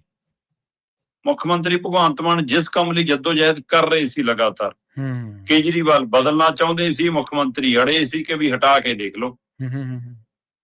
ਇਹ ਜਾਣਦੇ ਆ ਵੀ ਕੇਜਰੀਵਾਲ ਹੋਣੀ ਕਿ ਭਗਵੰਤ ਮਾਨ ਦੇ ਨਾਲ ਇੱਕ ਵੀ ਐਮਐਲਏ ਸ਼ਾਇਦ ਨਹੀਂ ਜਾਊਗਾ ਨਾਲ, ਸਹੀ ਹੈ, ਤਾਂ ਵੀ ਹਟਾ ਨਹੀਂ ਸਕੇ। ਇਹਦਾ ਮਤਲਬ ਬੰਦੇ 'ਚ ਕੁਛ ਤਾਂ ਹੈ ਜੀ। ਭਗਵੰਤ ਮਾਨ ਦਾ ਬਦਲ ਆਮ ਆਦਮੀ ਪਾਰਟੀ ਨੂੰ ਆਪਣੇ ਘਰ 'ਚ ਨਹੀਂ ਲੱਭ ਰਿਹਾ। ਸਹੀ ਹੈ। ਤੇ ਵਿਰੋਧੀਆਂ ਨੂੰ ਉਹਦੇ ਬੋਲਾਂ ਦਾ ਤੋੜ ਨਹੀਂ ਲੱਭ ਰਿਹਾ। ਕੰਮ ਡੱਕਾ ਹੋਵੇ ਨਾ ਹੋਵੇ, ਪੰਜਾਬ ਦਾ ਕੁਝ ਸਵਰੇ ਨਾ ਸਵਰੇ, ਰੰਗਲੇ ਪੰਜਾਬ ਦੇ ਰੰਗ ਮੁੱਕੇ ਰਹਿਣ, ਪਰ ਭਗਵੰਤ ਮਾਨ ਤੋਂ ਵਿਰੋਧੀ ਧਿਰਾਂ ਇਸ ਗੱਲੋਂ ਡਰਦੀਆਂ ਕਿ ਪਤਾ ਨਹੀਂ ਉਹਨੇ ਤਾਂ ਕੱਚੇ 'ਚ ਉਤਰ ਕੇ ਕੀ ਕਹਿ ਜਾਣਾ ਤੇ ਅਸੀਂ ਕੀ ਕਰਾਂਗੇ। ਸਹੀ ਹੈ, ਬਿਲਕੁਲ। ਮਤਲਬ ਜਦੋਂ ਤੁਹਾਨੂੰ ਇਹ ਪਤਾ ਕਿ ਤੁਸੀਂ ਉਹਨੂੰ ਜਵਾਨ ਦੇ ਆਧਾਰ ਦੇ ਉੱਤੇ ਘੇਰ ਹੀ ਨਹੀਂ ਸਕਦੇ ਤਾਂ ਮੁੱਦੇ ਤਾਂ ਉਭਾਰ ਲਓ। ਮੁੱਦੇ ਤੁਹਾਨੂੰ ਉਭਾਰਨੇ ਨਹੀਂ ਆਉਂਦੇ। ਉਹਦਾ ਤੇ ਉੱਧਰ ਕੇਜਰੀਵਾਲ ਹੋਰਾਂ ਨੂੰ ਲੱਗਦਾ ਕਿ ਜੇ ਮੈਂ ਭਗਵੰਤ ਮਾਨ ਨੂੰ ਹਟਾ ਕੇ ਹੋਰ ਪਾਸੇ ਦੇਖਦਾ ਤਾਂ ਬਾਈ ਇਹਦੀ ਜਿਹੜੀ ਪਿੰਡੂ ਧਰਾਤਲ ਹੈ, ਇਹਦਾ ਜਿਹੜਾ ਪਿੰਡੂ ਬੋਲਪਣ ਦਾ ਅੰਦਾਜ਼ ਹੈ, ਮੌਕੇ ਤੇ ਨਰੇਟਿਵ ਕਿੱਸਾ ਕਹਾਣੀ ਘੜਨ ਦਾ ਜਿਹੜਾ ਤਰੀਕਾ ਹੈ, ਜਿਹੜਾ ਉਹ ਕਲਾਕਾਰੀ ਵਾਲਾ ਕਣ ਹੈ ਨਾ, ਉਹਨੇ ਮੇਰੀ ਪੰਜਾਬ ਚ ਕਜੀਅਤ ਕਰਾ ਦੇਣੀ ਹੈ, ਮੇਰੀ ਮੰਜੀ ਠੋਕ ਦੇਣੀ ਹੈ। ਹੋਰ ਕੁਝ ਹੋਵੇ ਨਾ ਹੋਵੇ, ਭੀੜ ਜ਼ਰੂਰ ਇਹਨੂੰ ਸੁਣਨਾ ਆਊਗੀ। ਸਹੀ ਹੈ, ਬਿਲਕੁਲ। ਇਹ ਡਰ ਕੇਜਰੀਵਾਲ ਨੂੰ ਭਗਵੰਤ ਮਾਨ ਤੋਂ ਅਗਾਂਹ ਨਹੀਂ ਦੇਖਣ ਦੇ ਰਿਹਾ। ਇਸ ਲਈ ਕੱਲ ਰੋਡ ਸ਼ੋਅ ਦੇ ਵਿੱਚ ਕਹਿਤਾ ਕਿ ਚੋਣਾਂ ਨਵੰਬਰ 'ਚ ਹੋ ਸਕਦੀ। ਕੇਜਰੀਵਾਲ ਜੀ ਕਹਿੰਦੇ ਕਿ ਅਸੀਂ ਮੁੱਖ ਮੰਤਰੀ ਭਗਵੰਤ ਮਾਨ ਦੇ ਚਿਹਰੇ ਨਾਲੇ ਨਾਮ ਨਾਲੇ ਜਾਵਾਂਗੇ ਚੋਣਾਂ। ਜੀ ਜੀ ਜੀ, ਬਿਲਕੁਲ ਸਹੀ ਗੱਲ ਹੈ ਜੀ, ਐਲਾਨ ਹੋ ਗਿਆ। ਤੇ ਫਿਰ ਖੁਸ਼ੀ ਤਾਂ ਮਨਾਉਣੀ ਹੋ ਸੀ ਵੀ ਢੋਲ ਬਾਜੇ ਬੱਜੇ। ਮੈਂ ਕਮਾਲ ਹੈ, ਮੇਰੇ ਕੋਲ ਫੁਟੇਜ ਪਈ ਹੈ, ਜੇ ਕੋਈ ਚਾਹਵੇ ਤਾਂ ਮੈਂ ਦਿਖਾ ਦੂੰਗਾ ਕਿ ਵੀ ਇਹ ਕਮਾਲ ਸੀ। ਰੋਡ ਸ਼ੋਅ ਦੇ ਵਿੱਚ 3 ਚੀਜ਼ਾਂ ਦੇਖਣ ਵਾਲੀਆਂ ਸੀ। ਠੀਕ ਹੈ। ਪਹਿਲੀ ਤਾਂ ਆਪਾਂ ਇੱਕ ਗੱਲ ਚਲੋ ਆਪਾਂ ਕਰਕੇ ਹੀ ਹਟੇ ਆ ਕਿ ਇਹਨਾਂ ਦਾ ਤਰੀਕਾ ਕਰੋ। ਇਹਦਾ 800-900 ਮੀਟਰ ਦੇ ਵਿੱਚ ਰੰਗ ਦੇ ਬਸੰਤੀ ਚੋਲਾ, ਗੀਤ ਲਾ ਲਓ ਤੇਰੇ ਯਾਰ ਨੂੰ ਦੱਬਣ ਨੂੰ ਫਿਰਦੇ ਨੇ, ਏਦਾਂ ਗੀਤ ਲਾ ਲਓ ਤੇ ਉਹਨਾਂ ਇੱਕ ਕਰਕੇ ਭਰੇ ਚੱਲ ਜਾਓ। ਕੱਲ੍ਹ ਵਾਲੇ ਰੋਡ ਸ਼ੋਅ ਦੇ ਵਿੱਚ ਪੁਲਿਸ ਵੱਧ ਸੀ, ਸਮਰਥਕ ਘੱਟ ਸੀ। ਤੇ ਜਿੰਨੇ ਸਮਰਥਕ ਆਏ ਉਹਨਾਂ ਚੋਂ ਬਠਿੰਡਾ ਗਾਇਬ ਸੀ। ਇਹ ਆਪਣੇ ਆਪ ਸਵਾਲ ਹੈ ਕਿ ਤੁਸੀਂ ਬਠਿੰਡਾ 'ਚ ਰੋਡ ਸ਼ੋਅ ਕਰੋ, ਬਠਿੰਡਾ ਦੇ ਬਾਜ਼ਾਰ 'ਚ ਕਰੋ, ਬਾਜ਼ਾਰ ਦੇ ਲੋਕਾਂ ਨੂੰ ਕਹਿ ਦਿਓ ਕਿ ਬਾਹਰ ਨਹੀਂ ਨਿਕਲਣਾ, ਸ਼ਹਿਰ ਵਾਲਿਆਂ ਨੂੰ ਕਹਿ ਦਿਓ ਬਾਹਰ ਨਹੀਂ ਨਿਕਲਣਾ, ਤੇ ਫਿਰ ਅਗਲੇ ਆਏ ਨਹੀਂ ਰੋਡ ਸ਼ੋਅ 'ਚ। ਸਹੀ ਹੈ। ਬਠਿੰਡਾ ਨਹੀਂ ਆਇਆ ਰੋਡ ਸ਼ੋਅ 'ਚ। ਕੋਈ ਮਾਨਸਾ ਤੋਂ ਆਇਆ, ਕੋਈ ਸੰਗਰੂਰ ਤੋਂ ਆਇਆ, ਕੋਈ ਧੂਰੀ ਤੋਂ ਆਇਆ, ਕੋਈ ਕਿਤੋਂ ਆਇਆ, ਬਾਹਰੋਂ ਤੁਰੇ ਫਿਰੇ ਜੀ। ਇੱਕ ਪਹਿਲੂ ਤਾਂ ਇਹ। ਦੂਜਾ ਪਹਿਲੂ, ਬਠਿੰਡਾ ਹੀ ਗੈਰ ਹਾਜ਼ਰ ਨਹੀਂ ਹੋਇਆ, ਬਠਿੰਡਾ ਤੇ ਲੰਬੀ ਦੇ MLA ਵੀ ਗੈਰ ਹਾਜ਼ਰ ਸੀ। ਲੰਬੀ ਤੋਂ ਵਿਧਾਇਕ ਨੇ, ਗੁਰਮੀਤ ਖੁੱਡੀਆਂ ਮੰਤਰੀ ਨੇ ਜੀ। ਸਹੀ ਹੈ। ਰੋਡ ਸ਼ੋਅ 'ਚ ਨਹੀਂ ਆਏ। ਚਲੋ ਆਪਾਂ ਕਹਿ ਦਈਏ ਹਲਕਾ ਹੋਰ ਹੈ, ਉਹਦਾ ਕੀ ਨਾਂ ਹੈ ਜਿਹੜਾ ਗਿੱਲ ਹੈ, ਜਗਰੂਪ ਗਿੱਲ। ਜਗਰੂਪ ਗਿੱਲ ਤਾਂ MLA ਉੱਥੋਂ ਹੀ ਆ, ਬਠਿੰਡੇ ਤੋਂ। ਸਹੀ ਹੈ। ਆਮ ਆਦਮੀ ਪਾਰਟੀ ਦਾ ਹੀ ਹੈ। ਸਹੀ ਹੈ। ਗਿਆ ਤਾਂ ਨਹੀਂ ਨਾ ਕਿਤੇ, ਉਹ ਕਿਉਂ ਨਹੀਂ ਆਇਆ ਜੀ? ਤੁਹਾਡਾ ਮੌਜੂਦਾ MLA ਵੀ ਨਹੀਂ ਆਉਂਦਾ, ਤੁਹਾਡਾ ਜਿਹੜਾ ਬੰਦਾ ਮੰਤਰੀ ਹੋਵੇ ਉਸ ਬਠਿੰਡਾ ਤੋਂ MP ਦੀ ਚੋਣ ਲੜਿਆ ਹੋਵੇ ਉਹ ਵੀ ਨਹੀਂ ਆਉਂਦਾ। ਫਿਰ ਇਹਦੇ ਅਰਥ ਕੀ ਲੱਗੇ ਜੀ? ਚਲੋ ਇਹ 2 ਗੱਲਾਂ ਤੋਂ 2 ਗੱਲਾਂ। ਤੀਜੀ ਗੱਲ ਦੀ ਚਰਚਾ ਪੰਜਾਬ ਭਰ 'ਚ ਖੂਬ ਹੋਈ ਜੀ ਕਿ ਕਮਾਲ ਸੀ ਵੀ ਰੋਡ ਸ਼ੋਅ ਤੇ ਜੇ ਮੁੱਖ ਮੰਤਰੀ ਨੂੰ ਭਗਵੰਤ ਮਾਨ ਨੂੰ ਦੁਬਾਰਾ ਚਿਹਰਾ ਲਾਉਂਦੇ ਆ ਤਾਂ ਫਿਰ ਕੀ ਇਹ ਸੰਕੇਤਕ ਜਸ਼ਨ ਸੀ ਕਿ ਵੀ ਸ਼ਰਾਬ ਦੇ ਠੇਕੇ ਤੋਂ ਰੋਡ ਸ਼ੋਅ ਸ਼ੁਰੂ ਹੋਇਆ, ਮੈਡੀਕਲ ਸਟੋਰ ਤੇ ਜਾ ਕੇ ਮੁੱਕ ਗਿਆ। ਮੇਰੇ ਕੋਲ ਫੁਟੇਜ ਪਈਆਂ ਜਿਹਨੇ ਦੇਖਣੀ, ਹੁਣ ਮੈਂ ਦਰਸ਼ਨ ਕਰਾ ਦੂੰਗਾ। ਜੀ ਜੀ। ਸੋ ਇਹ ਕਮਾਲ ਹੈ ਕਿ ਮਤਲਬ ਹੋਰ ਕੋਈ ਥਾਂ ਹੀ ਨਹੀਂ ਲੱਭੀ, ਸ਼ੁਰੂ ਕਰ ਲਈ ਤੁਹਾਨੂੰ। ਠੇਕੇ ਤੋਂ ਸ਼ੁਰੂ ਕਰਕੇ ਮੈਡੀਕਲ ਸਟੋਰ ਤੇ ਰੋਡ ਸ਼ੋਅ ਨਿਬੜ ਗਿਆ। ਚਲੋ ਜੀ। ਸੋ ਅਗਲੇ ਨੇ ਮੁੱਖ ਮੰਤਰੀ ਦਾ ਚਿਹਰਾ ਲਾਉਣਤਾ। ਹੁਣ ਬਾਕੀ ਪਾਰਟੀਆਂ ਦੇਖਦੇ ਆ ਕੀ ਕਰਦੇ ਆ, ਉਹਨਾਂ ਦੇ ਮੰਥਨ ਚੱਲ ਰਹੇ ਨੇ, ਅਜੇ ਗਿਣਤੀ ਮਿਣਤੀ ਚੱਲ ਰਹੀ ਆ। ਸੋ ਦੇਖਦੇ ਆ ਕੀ ਹੁੰਦਾ ਜੀ। ਜੀ ਬਿਲਕੁਲ। ਤੇ ਅਗਲੀ ਖਬਰ ਦੇ ਵੱਲ ਵਧੀਏ। ਤੁਸੀਂ ਲੰਬੀ ਦੇ MLA ਦਾ ਜ਼ਿਕਰ ਕੀਤਾ, ਮੰਤਰੀ ਸਾਹਿਬ ਦਾ ਜ਼ਿਕਰ ਕੀਤਾ, ਤੇ ਗੁਰਮੀਤ ਖੁੱਡੀਆਂ ਦੀ ਕਹਿੰਦੇ ਕਿਉਂ ਕਰਵਾਈ ਆਪ ਜੀ ਨੇ ਜਸੂਸੀ? ਜੀ ਇਹ ਮਾਮਲਾ ਨਾ ਬਹੁਤ ਦੇਰ ਤੋਂ ਚਰਚਾ 'ਚ ਹੈ। ਕਾਫੀ ਦੇਰ ਤੋਂ ਇਸ ਗੱਲ ਦੇ ਪਹਿਲੂ ਆ ਰਹੇ ਨੇ ਕਿ ਕੁਝ ਆਪਣੇ ਹੀ ਸਾਥੀਆਂ ਦੀ, ਕੁਝ ਆਪਣੇ ਹੀ ਵਿਧਾਇਕਾਂ ਦੀ ਪਾਰਟੀ ਪੱਧਰ ਤੇ, ਸਰਕਾਰ ਪੱਧਰ ਤੇ ਕੀ ਜਸੂਸੀ ਹੋ ਰਹੀ ਹੈ। ਪਰ ਜਦੋਂ ਤੱਕ ਕੋਈ ਬੰਦਾ ਉਂਗਲ ਖੜੀ ਕਰਕੇ ਕਵੇ ਨਾ ਜਾਂ ਕੋਈ ਤੱਥ ਸੱਚ ਸਾਹਮਣੇ ਨਾ ਆਉਣ, ਤਦ ਤੱਕ ਗੱਲ ਕਿਵੇਂ ਕਰੀਏ? ਵੈਸੇ ਪੰਜਾਬ ਦੇ ਵਿੱਚ ਜਾਂ ਭਾਰਤ ਦੇ ਵਿੱਚ ਜਸੂਸੀ ਵਾਲਾ ਕੋਈ ਇਹ ਨਵਾਂ ਪਹਿਲੂ ਨਹੀਂ ਹੈ ਜੀ। ਹਮੇਸ਼ਾ ਇਹ ਮਾਮਲੇ ਉੱਠਦੇ ਰਹੇ ਨੇ ਜੀ ਕਿ ਸਰਕਾਰਾਂ ਸਾਡੇ ਫੋਨ ਟੈਪ ਕਰਦੀਆਂ ਜੀ, ਸਾਡੀ ਜਸੂਸੀ ਕਰਾਉਂਦੀਆਂ ਜੀ, ਸਿਕਿਉਰਿਟੀ 'ਚ ਇੱਕ ਅੱਧਾ ਬੰਦਾ ਅਜਿਹਾ ਲਾਉਂਦੀਆਂ ਜੀ ਜਿਹੜਾ ਉਵੇਂ ਨਿਗਰਾਨੀ ਰੱਖਦਾ ਜੀ। ਸਭ ਤੋਂ ਬੜੀ ਦਾ ਸਿਕਿਉਰਿਟੀ ਉਹ ਕਹਿੰਦੇ ਜਦੋਂ ਉਹੀ ਪੁਲਿਸ ਦੀ ਹੈ ਤੇ ਪੁਲਿਸ ਸਰਕਾਰ ਦੀ ਹੈ ਤਾਂ ਫਿਰ ਜਸੂਸੀ ਤਾਂ ਉਹਨਾਂ ਲਈ ਆਰਾਮ ਨਾਲ ਹੋ ਸਕਦੀ ਹੈ, ਗੱਲ ਤੇ ਨਹੀਂ ਜੀ ਜੀ। ਪਰ ਫਿਰ ਪੈਗਾਸਸ ਖਰੀਦਣ ਤੱਕ ਦੇ ਪਹਿਲੂ ਆਏ ਦੇਸ਼ ਉੱਠੇ ਕਿ ਲਓ ਜੀ ਇਹ ਤਾਂ ਜੱਜਾਂ ਦੀ, ਵਕੀਲਾਂ ਦੀ, ਪੱਤਰਕਾਰਾਂ ਦੀ, ਚਿੰਤਕਾਂ ਦੀ, ਵਿਰੋਧੀਆਂ ਦੀ, ਪਤਾ ਨਹੀਂ ਕਿਹਦੀ ਪੈੜ ਨੱਪਦੇ ਨੇ ਜੀ। ਹੈਨਾ। ਫਿਰ ਇੱਥੇ ਕੋਲੇ ਪੈਣ ਲੱਗੇ ਜੀ ਕਿ ਤਾਂ ਜੀ CCTV ਕੈਮਰੇ ਲਵਾ ਦਿੰਦੇ ਨੇ ਜੀ ਜਾਣ ਬੁੱਝ ਕੇ, ਕਿੱਥੇ ਨਿਕਲਦਾ ਕਿੱਥੇ ਜਾਂਦਾ। ਹੁਣ ਤਾਂ ਬਈ ਇਹ ਗੱਡੀਆਂ 'ਚ GPS ਆ ਗਿਆ, ਤੁਹਾਡਾ ਫੋਨ ਹੈ ਤੁਹਾਡੇ ਕੋਲ, ਇਹੀ ਤੋਂ ਵੱਡੇ ਜਸੂਸ ਨਹੀਂ। ਫੋਨ ਜਿੱਥੇ ਲੈ ਕੇ ਜਾਓਗੇ, ਜਦੋਂ ਮਰਜ਼ੀ ਕੋਈ ਜਾਣਨਾ ਚਾਹੇ ਜਾਂਚ ਸਕਦਾ, ਤੁਹਾਡੀਆਂ ਸਰਕਾਰਾਂ ਸਾਰਾ ਕੁਛ। ਪਰ ਗੁਰਮੀਤ ਖੁੱਡੀਆਂ ਵਾਲਾ ਮਾਮਲਾ ਥੋੜਾ ਜਿਹਾ ਹੋਰ ਤਰ੍ਹਾਂ ਦਾ ਜੀ ਜੀ। ਇਸ ਟੈਕਨੋਲੋਜੀ ਦੇ ਯੁੱਗ ਦੇ ਵਿੱਚ ਗੁਰਮੀਤ ਖੁੱਡੀਆਂ ਕੋਲ ਪੰਜਾਬ ਸਰਕਾਰ ਦੀ, ਉਹ ਪੰਜਾਬ ਪੁਲਿਸ ਦੀ ਸਿਕਿਉਰਿਟੀ ਹੈ, ਉਹਦੇ ਵਿੱਚੋਂ ਹੀ ਜੇ ਜਾਣਨਾ ਚਾਹਵੇ ਸਰਕਾਰ ਪੁਲਿਸ ਜਦੋਂ ਮਰਜ਼ੀ ਕੋਈ ਜਾਂਚ ਸਕਦੀ ਹੈ, ਜਾਣ ਸਕਦੀ ਹੈ, ਹੂੰ ਉਹਦੇ ਬਜਾਏ ਬੰਦੇ ਮਗਰ ਲਾਏ। ਠੀਕ ਹੈ। ਅੱਛਾ। ਪਰ ਇਸ ਤਕਨੀਕ ਦੇ ਯੁੱਗ ਦੇ ਵਿੱਚ ਤੁਸੀਂ ਉਹ ਪੁਰਾਣੇ ਜ਼ਮਾਨੇ ਦਾ ਫਾਰਮੂਲਾ ਕਿ ਰੋਜ਼ ਬਈ ਗੁਰਮੀਤ ਖੁੱਡੀਆਂ ਕਿੱਥੋਂ ਨਿਕਲਦਾ ਹੈ, ਕਿੱਥੇ ਜਾਂਦਾ ਹੈ, ਕਿਹਨੂੰ ਮਿਲਦਾ ਹੈ, ਕਿੱਥੇ ਬਹਿੰਦਾ ਹੈ, ਬਸ ਤੁਸੀਂ ਇਹੀ ਪੈੜ ਨੱਪਦੇ ਫਿਰੀ ਜਾਣਾ, ਸਾਨੂੰ ਦੱਸੀ ਜਾਣਾ ਜੀ। ਤੇ ਖੁੱਡੀਆਂ ਤੇ ਉਹਦੀ ਸਿਕਿਉਰਿਟੀ ਨੇ ਨੋਟ ਕਰਨਾ ਸ਼ੁਰੂ ਕੀਤਾ ਕਿ ਕੁਝ ਬੰਦੇ ਪਿੱਛਾ ਕਰਦੇ ਆ ਆਪਣਾ, ਠੀਕ ਹੈ। ਤੇ ਆਖਰ ਉਹਨਾਂ ਨੇ ਚੰਡੀਗੜ੍ਹ ਆ ਕੇ ਉਹ ਬੰਦੇ ਨੱਪ ਲਏ। ਜਦੋਂ ਨੱਪ ਲਏ ਉਹਨਾਂ ਨੂੰ 38 ਦੇ ਥਾਣੇ ਲੈ ਗਏ। ਜੀ। ਜਦੋਂ ਥਾਣੇ ਬੈਠੇ ਤਾਂ ਇੱਕ ਵਾਰ ਤਾਂ ਬਾਬਰੋਲਾ ਉੱਠਿਆ ਤੇ ਬਾਅਦ ਚੋਂ ਬਸ ਪਾਣੀ ਦੇ ਬੁਲਬੁਲੇ ਵਾਂਗ ਬੈਠ ਗਿਆ। ਠੀਕ ਆ। ਅੱਛਾ। ਕਿਉਂਕਿ ਜੇ ਪ੍ਰਵੀਨ ਜੀ ਬੀਜੇਪੀ ਨੇ, ਕਾਂਗਰਸ ਨੇ, ਅਕਾਲੀਆਂ ਨੇ ਜਾਂ ਕਿਸੇ ਕੇਂਦਰ ਦੀ ਕਿਸੇ ਏਜੰਸੀ ਨੇ ਜਾਂ ਕਿਸੇ ਹੋਰ ਸੂਬੇ ਨੇ ਜਾਂ ਕਿਸੇ ਹੋਰ ਧਿਰ ਨੇ ਜਸੂਸੀ ਕਰਾਈ ਹੁੰਦੀ, ਸਰਕਾਰ ਤਾਂ ਕੱਪੜੇ ਫਾੜ ਦਿੰਦੀ। ਸਹੀ ਗੱਲ ਹੈ, ਬਿਲਕੁਲ। ਪੰਜਾਬ ਸਰਕਾਰ ਤਾਂ ਪ੍ਰੈਸ ਕਾਨਫਰੰਸਾਂ ਕਰ ਦਿੰਦੀ। ਸਹੀ ਹੈ। ਪਰ ਮਾਮਲਾ ਥਾਣੇ 'ਚ ਕਿਵੇਂ ਖਤਮ ਹੋ ਗਿਆ? ਨਾ ਖੁੱਡੀਆਂ ਬੋਲੇ, ਨਾ ਜਿਹੜੇ ਜਸੂਸੀ ਕਰ ਰਹੇ ਸੀ ਨਾ ਉਹ ਬੋਲੇ, ਨਾ ਜਿਹੜੀ ਸਿਕਿਉਰਿਟੀ ਨੇ ਫੜਿਆ ਸੀ ਨਾ ਉਹ ਬੋਲੇ। ਅੱਛਾ। ਵਾਹ। ਕਿਉਂ ਬਈ? ਇਹਦਾ ਅਰਥ ਕੀ ਲਾਈਏ ਫਿਰ? ਇਹਦਾ ਮਤਲਬ ਘਰ ਦੇ ਹੀ ਬੰਦੇ ਸੀ, ਆਪਣੇ ਹੀ ਨਿਕਲੇ ਜੀ, ਆਪਣੀ ਉਹ ਪਾਰਟੀ ਦੇ ਨਿਕਲੇ, ਆਪਣੀ ਉਹ ਸਰਕਾਰ ਦੇ ਨਿਕਲੇ, ਆਪਣੀ ਹਾਈ ਕਮਾਂਡ ਦੇ ਭੇਜੇ ਨਿਕਲੇ। ਸਹੀ ਹੈ। ਹੁਣ ਕਹਿੰਦੇ ਜੀ ਪੁਲਿਸ ਵਾਲਿਆਂ ਨੇ ਜਦੋਂ ਪੁੱਛ ਕੇ ਸ਼ੁਰੂ ਕੀਤੀ ਤਾਂ ਕਨੈਕਸ਼ਨ ਜਾ ਕੇ ਪੰਜਾਬ ਪੁਲਿਸ ਤੋਂ ਲੈ ਕੇ ਗ੍ਰਹਿ ਮੰਤਰੀ ਜੀ ਸਾਹਿਬ ਦੇ ਦਫ਼ਤਰ ਤੱਕ ਨੂੰ ਤੁਰ ਪਿਆ। ਠੀਕ ਆ। ਅੱਛਾ। ਫਿਰ ਗ੍ਰਹਿ ਮੰਤਰੀ ਵੀ ਭਗਵੰਤ ਮਾਨ ਨੇ ਤੇ ਭਗਵੰਤ ਮਾਨ ਦੇ ਮੁਖੀ ਕੇਜਰੀਵਾਲ ਨੇ। ਫਿਰ ਕਿਤੇ ਹੋ ਰਹੀ ਸੀ ਜੀ ਤੁਸੀਂ, ਤੇ ਕਿਉਂ ਹੋ ਰਹੀ ਸੀ ਜੀ? ਗੁਰਮੀਤ ਖੁੱਡੀਆਂ ਕਹਿੰਦਾ ਕਿ ਉਹਨਾਂ ਨੇ ਸਰਕਾਰ ਨੂੰ ਸੁਨੇਹਾ ਦੇਤਾ। ਫਿਰ ਇਹ ਤੋਂ ਬਾਅਦ ਕਹਿੰਦੇ ਖੁੱਡੀਆਂ ਨੇ ਕਿਹਾ ਕਿ ਆਹ ਕੀ ਕਰੀ ਜਾਂਦੇ ਹੋ, ਜੇ ਉਹੀ ਲੈਣਾ ਅਸਤੀਫਾ ਮੈਨੂੰ ਦੱਸੋ, ਮੈਂ ਲਿਖ ਕੇ ਦੇ ਦੇਣਾ, ਲੈ ਲਓ ਅਸਤੀਫਾ। ਮਤਲਬ ਜਿੱਦਣ ਸਾਮ ਦਾਮ ਦੰਡ ਭੇਦ ਨੂੰ ਘੇਰਿਆ ਸੀ ਗੁਰਮੀਤ ਖੁੱਡੀਆਂ ਨੇ, ਉਦੋਂ ਮਾਮਲਾ ਕੀ ਸੀ? ਮਾਮਲਾ ਸੀ ਬਠਿੰਡਾ ਦੀ ਨਗਰ ਨਿਗਮ ਹੈ ਬਠਿੰਡਾ ਦਾ, ਨਿਗਮ ਦੀ ਚੋਣ ਦਾ ਮਾਮਲਾ। ਹਾਂਜੀ ਹਾਂਜੀ। ਤੇ ਉੱਥੇ ਜਦੋਂ ਲੋਕ ਸਭਾ ਚੋਣ ਲੜੇ ਸੀ ਗੁਰਮੀਤ ਖੁੱਡੀਆਂ, ਤਦ ਹਰਸਿਮਰਤ ਦਾ ਨੇੜਲਾ ਇੱਕ ਬਹੁਤ ਖਾਸ ਰਾਜਨੀਤਿਕ ਪਰਿਵਾਰ ਟੁੱਟ ਕੇ ਆਇਆ ਇਹਨਾਂ ਨਾਲ ਜੀ। ਉਹ ਪਰਿਵਾਰ ਜਿਹੜਾ ਹਰ ਵਾਰ ਐਮਸੀ ਚੋਣ ਲੜਦਾ ਰਿਹਾ ਤੇ ਜਿੱਤਦਾ ਰਿਹਾ। ਖੁੱਡੀਆਂ ਹੋਰੀ ਚਾਹੁੰਦੇ ਸੀਗੇ ਵੀ ਕਿ ਉਹਨੂੰ ਟਿਕਟ ਦਿੱਤੀ ਜਾਵੇ। ਜੀ ਜੀ। ਇਹ ਕਹਿੰਦੇ ਤੂੰ ਲੰਬੀ ਤੋਂ ਲੰਬੀ ਜਾਓ। ਕਹਿੰਦਾ ਫਿਰ ਲੋਕ ਸਭਾ ਕਾਹਨੂੰ ਬਠਿੰਡੇ ਲੜਾਈ ਸੀ ਮੈਨੂੰ, ਅਗਲੇ ਮੇਰੇ ਕਰਕੇ ਛੱਡ ਕੇ ਆਏ ਤੇ ਮੇਰੀ ਜ਼ਿੰਮੇਵਾਰੀ ਨਹੀਂ ਬਣਦੀ। ਚਲੋ ਗੁਰਮੀਤ ਖੁੱਡੀਆਂ ਤਾਂ ਗੁਰਮੀਤ ਖੁੱਡੀਆਂ, ਇਹੀ ਗੱਲ ਜਗਰੂਪ ਗਿੱਲ ਨੇ ਵੀ ਕਹੀ, ਉਹਨਾਂ ਦਾ ਹੱਕ 'ਚ ਉਹ ਵੀ ਸੀਗਾ ਕਿ ਹਾਂ ਉਹਨੂੰ ਚੋਣ ਲੜਾਉਣੀ ਚਾਹੀਦੀ ਹੈ। ਜੀ ਜੀ। ਸ਼ਾਇਦ ਇਹੀ ਇਸੇ ਲਈ ਦੋਹਾਂ ਦੀ ਨਾਰਾਜ਼ਗੀ, ਦੋਏ ਤਾਂ ਹੀ ਰੋਡ ਸ਼ੋਅ 'ਚ ਵੀ ਨਹੀਂ ਆਏ। ਤੇ ਖੁੱਡੀਆਂ ਹੋਰਾਂ ਨੇ ਜਦੋਂ ਉੱਥੇ ਮਨੀਸ਼ ਸਿਸੋਦੀਆ ਨੂੰ ਇਹ ਸਵਾਲ ਕੀਤਾ, ਮਨੀਸ਼ ਸਿਸੋਦੀਆ ਅੱਗੇ ਦੱਸਣ ਲੱਗੇ ਹਮੇ ਪਤਾ ਹੈ ਕੈਸੇ जीतते हैं कैसे। ਉਹ ਕਹਿੰਦੇ ਜੀ ਇੰਨੀ ਹੁੰਦੇ ਤੁਸੀਂ ਜਿੱਤਣ ਵਾਲੇ ਤਾਂ ਫਿਰ ਦਿੱਲੀ ਤੋਂ ਹਾਰ ਕੇ ਥੋੜਾ ਹੁੰਦੇ। ਸਹੀ ਹੈ।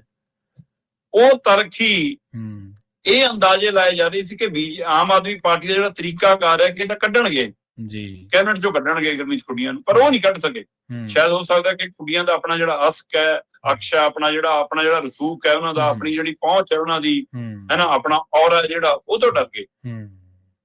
ਫਿਰ ਇਸ ਲਈ ਘਰ ਚੋਂ ਸ਼ਰੀਕ ਪੈਦਾ ਕਰਤਾ ਕਿ ਚੱਲ ਭਤੀਜਾ ਤੈਨੂੰ ਹਵਾ ਦਿੰਦੇ ਆ। ਸਹੀ ਹੈ। ਤੇ ਇਸੇ ਤਰੀਕੇ ਕਰਨ ਨਾਲ ਫਿਰ ਮਤਲਬ ਕਿ ਇਹ ਪ੍ਰਕਿਰਿਆ ਹੋ ਗਈ ਕਿ ਜਿੱਧਰ ਮਗਰ ਜਸੂਸ ਲਾ ਦੋ ਜੀ। ਸਹੀ ਹੈ। ਕੀ ਉਹਨਾਂ ਨੂੰ ਇਹ ਲੱਗਦਾ ਕਿ ਗੁਰਮੀਤ ਖੁੱਡੀਆਂ ਕਿਸੇ ਹੋਰ ਪਾਸੇ ਜਾ ਸਕਦੇ ਨੇ ਤੇ ਫਿਰ ਜਸੂਸ ਲਾ ਕੇ ਰੁਕ ਜੂਗਾ?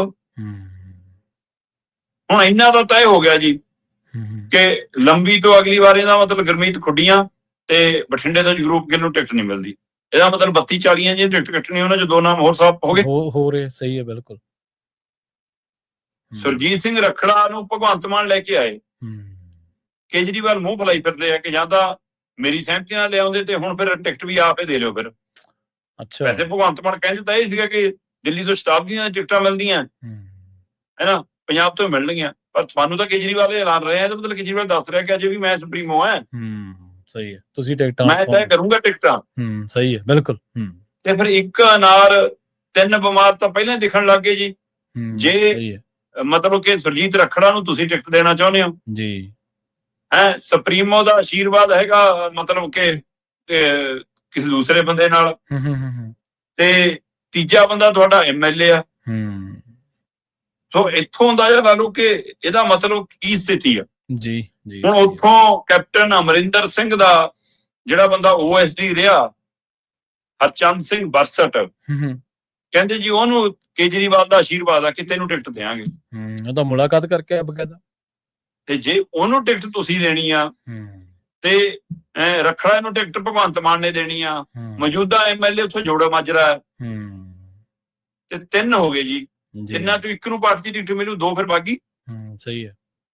ਇਹਦਾ ਮਤਲਬ ਇਹ ਦ੍ਰਿਸ਼ ਕਿੰਨੇ ਥਾਵਾਂ ਤੇ ਹੋਣਾ ਜੀ ਹੁਣ। ਤਾਂ ਇੱਥੋਂ ਸਾਫ਼ ਹੈ ਕਿ ਆਮ ਆਦਮੀ ਪਾਰਟੀ ਦੇ ਅੰਦਰ ਐਸੀ ਹਲਚਲ ਹੈ ਕਿ ਉਹਨਾਂ ਨੇ ਆਪਣੇ ਬੰਦਿਆਂ ਦੀ, ਉਹ ਆਪਣੇ ਮੰਤਰੀਆਂ ਦੀ ਉਹ ਜਸੂਸੀ ਕਰਾਉਣੀ ਤੱਕ ਸ਼ੁਰੂ ਕਰਾਤੀ। ਜੇ ਤੁਹਾਨੂੰ ਆਪਣੇ MLA ਤੇ ਆਪਣੇ ਮੰਤਰੀਆਂ ਤੇ ਯਕੀਨ ਨਹੀਂ ਤਾਂ ਪੰਜਾਬ ਤੁਹਾਡੇ ਤੇ ਯਕੀਨ ਕਿਉਂ ਕਰੇ? ਬਿਲਕੁਲ ਬਿਲਕੁਲ, ਇਹ ਆਪਣੇ ਆਪ ਸਵਾਲ। ਇਹਦਾ ਮਤਲਬ ਜਿਹੜੇ ਤੁਸੀਂ ਦਿੱਲੀ ਵਾਲੇ ਬੰਦੇ ਨਾਲ ਲਾਏ ਨੇ, ਅਫਸਰਾਂ ਦੇ ਨਾਲ, ਅਧਿਕਾਰੀਆਂ ਦੇ ਨਾਲ, ਮੰਤਰੀਆਂ ਦੇ ਨਾਲ, ਮੁੱਖ ਮੰਤਰੀਆਂ ਦੇ ਨਾਲ, ਉਹਨਾਂ ਨੂੰ ਸਹਾਇਕ ਸਮਝੀਏ ਕਿ ਜਸੂਸ ਸਮਝੀਏ ਵੀ ਦੱਸ ਦਿਓ।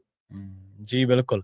ਸ਼ਰਮਾ ਜੀ, ਤੁਸੀਂ ਇੱਕ ਗੱਲ ਕਹਿਣੇ ਹੁੰਦੇ ਆ ਅਕਸਰ ਹੀ ਕਿ ਬਈ ਹੁਣ ਰਾਜਨੀਤੀ ਦਾ ਕੋਈ ਸਿਧਾਂਤ ਨਹੀਂ ਹੈ। ਜੇ ਸਿਧਾਂਤ ਹੁੰਦਾ ਤੇ ਫਿਰ ਉਹ ਆਪਣੇ ਬੰਦੇ ਦੀ ਜਸੂਸੀ ਥੋੜ੍ਹਾ ਕਰਵਾਉਂਦੇ, ਜਿਹੜੇ ਸਿਧਾਂਤ ਵਾਲੇ ਲੋਕ ਨੇ। ਉਹਨਾਂ ਨੂੰ ਤਾਂ ਫਿਰ ਲੱਗਦਾ ਕਿ ਇਹ ਚੀਜ਼ਾਂ ਦੇਣੀਆਂ ਆਉਣਗੀਆਂ, ਚੀਜ਼ ਉਹਦਾ ਵਿਚਾਰਦੇ ਨੇ ਬਹੁਤ ਸਾਰੀਆਂ ਚੀਜ਼ਾਂ ਤੋਂ, ਨੈਤਿਕ ਪੱਖ ਤੋਂ, ਮੋਰਲ ਗਰਾਊਂਡ ਤੋਂ ਚੀਜ਼ਾਂ ਨੂੰ ਵਿਚਾਰਿਆ ਜਾਂਦਾ। ਪਰ ਇੱਥੇ ਦੇਖ ਲਓ ਤੁਸੀਂ, ਸਾਰਾ ਕੁਝ ਜਿਹੜਾ ਉਹ ਤਾਰ-ਤਾਰ ਕੀਤਾ ਪਿਆ। ਅਗਲੀ ਗੱਲ ਕਰੀਏ ਪੰਜਾਬ ਦੇ ATM ਦੀ, ਕਹਿੰਦੇ ਖਾਲੀ ਹੋ ਗਏ ਜੀ ਪੰਜਾਬ ਦੇ ATM ਤਾਂ। ਇਹ ਆਪਾਂ ਪਹਿਲਾਂ ਵੀ ਦਰਸ਼ਕਾਂ ਦੇ ਧਿਆਨ 'ਚ ਮਾਮਲੇ ਲਿਆਉਂਦੇ ਰਹੇ ਹਾਂ ਕਿ ਨਗਦ ਨਿਕਾਸੀ 'ਚ ਕਿੱਲਤ ਕਾਫੀ ਆ ਰਹੀ ਹੈ ਜੀ। ਬੈਂਕਾਂ 'ਚੋਂ ਨਗਦ ਰਾਸ਼ੀ ਜੇ ਕਢਾਉਣ ਜਾਓ ਤਾਂ ਉਹ ਪੂਰੀ ਮਿਲਦੀ ਨਹੀਂ। ਜੇ ਕੋਈ 5 ਲੱਖ ਕਢਾਉਣ ਜਾਂਦਾ ਤਾਂ ਉਹਨੂੰ ਮਸਾਂ ਲੱਖ ਰੁਪਈਆ 2 ਲੱਖ ਰੁਪਈਆ ਦਿੰਦੇ ਨੇ। ਜੇ ਕੋਈ ਲੱਖ 2 ਲੱਖ ਕਢਾਉਣਾ ਤਾਂ ਉਹਨੂੰ 30-40 ਹਜ਼ਾਰ 50 ਰੁਪਈਆ ਫੜਾ ਦਿੰਦੇ ਨੇ। ਜੇ ਕਹਿੰਦੇ ਨੇ ਅੱਜ ਕੈਸ਼ ਆਇਆ ਨਹੀਂ ਜੀ, 4 ਘੰਟੇ ਨੂੰ ਆਊਗਾ ਜੀ, ਕੱਲ ਨੂੰ ਆਊਗਾ ਜੀ, ਖਤਮ ਹੋ ਗਿਆ ਜੀ, ਹੈ ਨਾ। ਇਹ ਮਸਲੇ ਬਣੇ ਹੋਏ ਨੇ। ਪਰ ਉਹ ਤੋਂ ਬਾਅਦ ATMਾਂ ਦੇ ਵਿੱਚੋਂ ਵੀ ਰਾਸ਼ੀ ਘੱਟ ਨਿਕਲਦੀ ਸੀ, ਛੇਤੀ ਮੁੱਕ ਜਾਂਦੇ ਸੀ ATM ਦੇ ਵਿੱਚ। ਸਮੇਂ ਸਿਰ ਜਿਹੜਾ ਇੱਕ ਪ੍ਰਕਿਰਿਆ ਹੁੰਦੀ ਹੈ ਕਿ ਐਡਵਾਂਸ ਦੇ ਵਿੱਚ ਮੈਸੇਜ ਚਲੇ ਜਾਂਦੇ, ਜਿਹੜੀ ਕੰਪਨੀ ਨੂੰ ਠੇਕੇ ਦਿੱਤੇ ਹੁੰਦੇ ਨੇ, ਉਹ 'ਚ ਕੈਸ਼ ਵਾਲੀਆਂ ਟਰੇਆਂ ਉਹਨਾਂ ਨੇ ਪਾ ਕੇ ਜਾਣੀਆਂ ਨੇ, ਹੈ ਨਾ। ਉਹ ਵੈਨਾਂ ਮਤਲਬ ਕਿ ਫਿਰ ਸਮੇਂ ਸਿਰ ਆ ਕੇ ਅਪਲੋਡ ਕਰ ਜਾਂਦੀਆਂ ਸੀਗੀਆਂ ATM ਮਸ਼ੀਨਾਂ ਨੂੰ।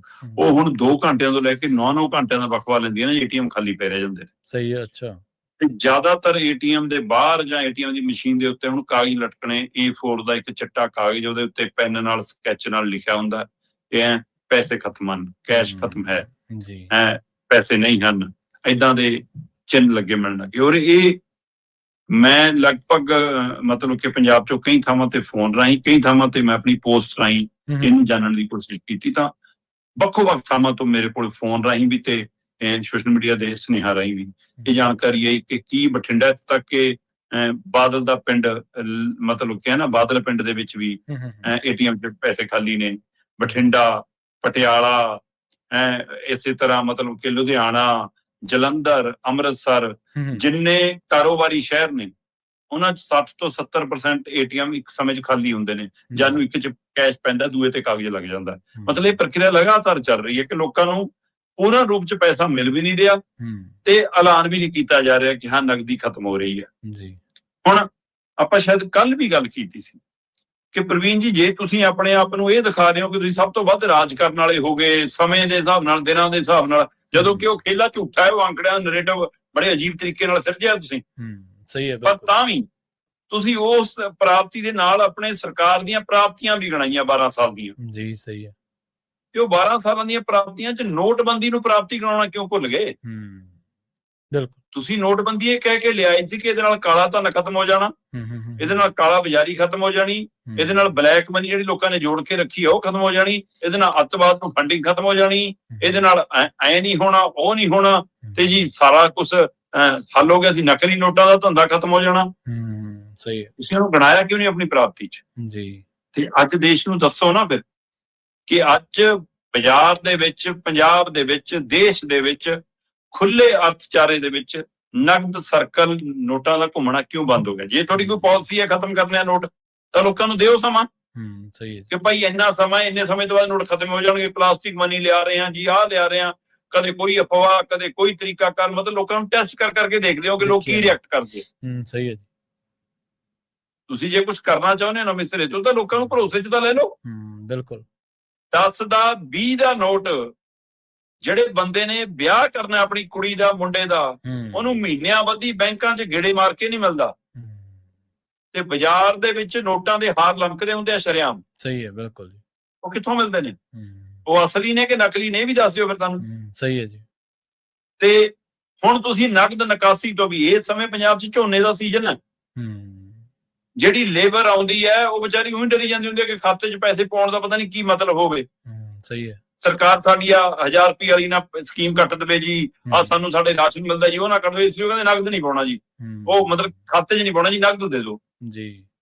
ਇਸੇ ਤਰ੍ਹਾਂ ਫੈਕਟਰੀਆਂ ਦੀ ਲੇਬਰ, ਦਿਹਾੜੀ ਦੱਪੇ ਵਾਲਾ ਬੰਦਾ, ਜਾਂ ਫਿਰ ਉਹ ਬੰਦੇ ਜਿਹੜੇ ਅਜੇ ਸਮਾਰਟਫੋਨ ਨਹੀਂ ਵਰਤਦੇ, ਜਾਂ ਉਹ ਬਜ਼ੁਰਗ ਜਿਹੜੇ ਸਧਾਰਨ ਲੋਕ ਨੇ ਜਿਹੜੇ ਸਮਾਰਟਫੋਨ ਤਾਂ ਵਰਤਦੇ ਆ ਪਰ ਉਹ ਗੂਗਲ ਪੇ, ਪੇਟੀਐਮ ਵਗੈਰਾ ਸਿਸਟਮ ਨਹੀਂ ਵਰਤਣਾ ਚਾਹੁੰਦੇ, ਡਰਦੇ ਨੇ, ਉਹ ਫਿਰ ਕਿਹਦੇ ਸਹਾਰੇ ਨੇ? ਜਾਂ ਤਾਂ ਉਹ ਏਟੀਐਮ 'ਚ ਪੈਸੇ ਕਢਾਉਂਦੇ ਨੇ, ਜਾਂ ਚੈੱਕ ਰਾਹੀਂ ਕਢਾਉਂਦੇ ਨੇ, ਜਾਂ ਉਹ ਜਿੱਥੋਂ ਕੰਮ ਕਰਦਾ ਤਾਲੁਕਾ ਤੋਂ ਉੱਥੋਂ ਨਗਦ ਲੈਂਦੇ ਨੇ।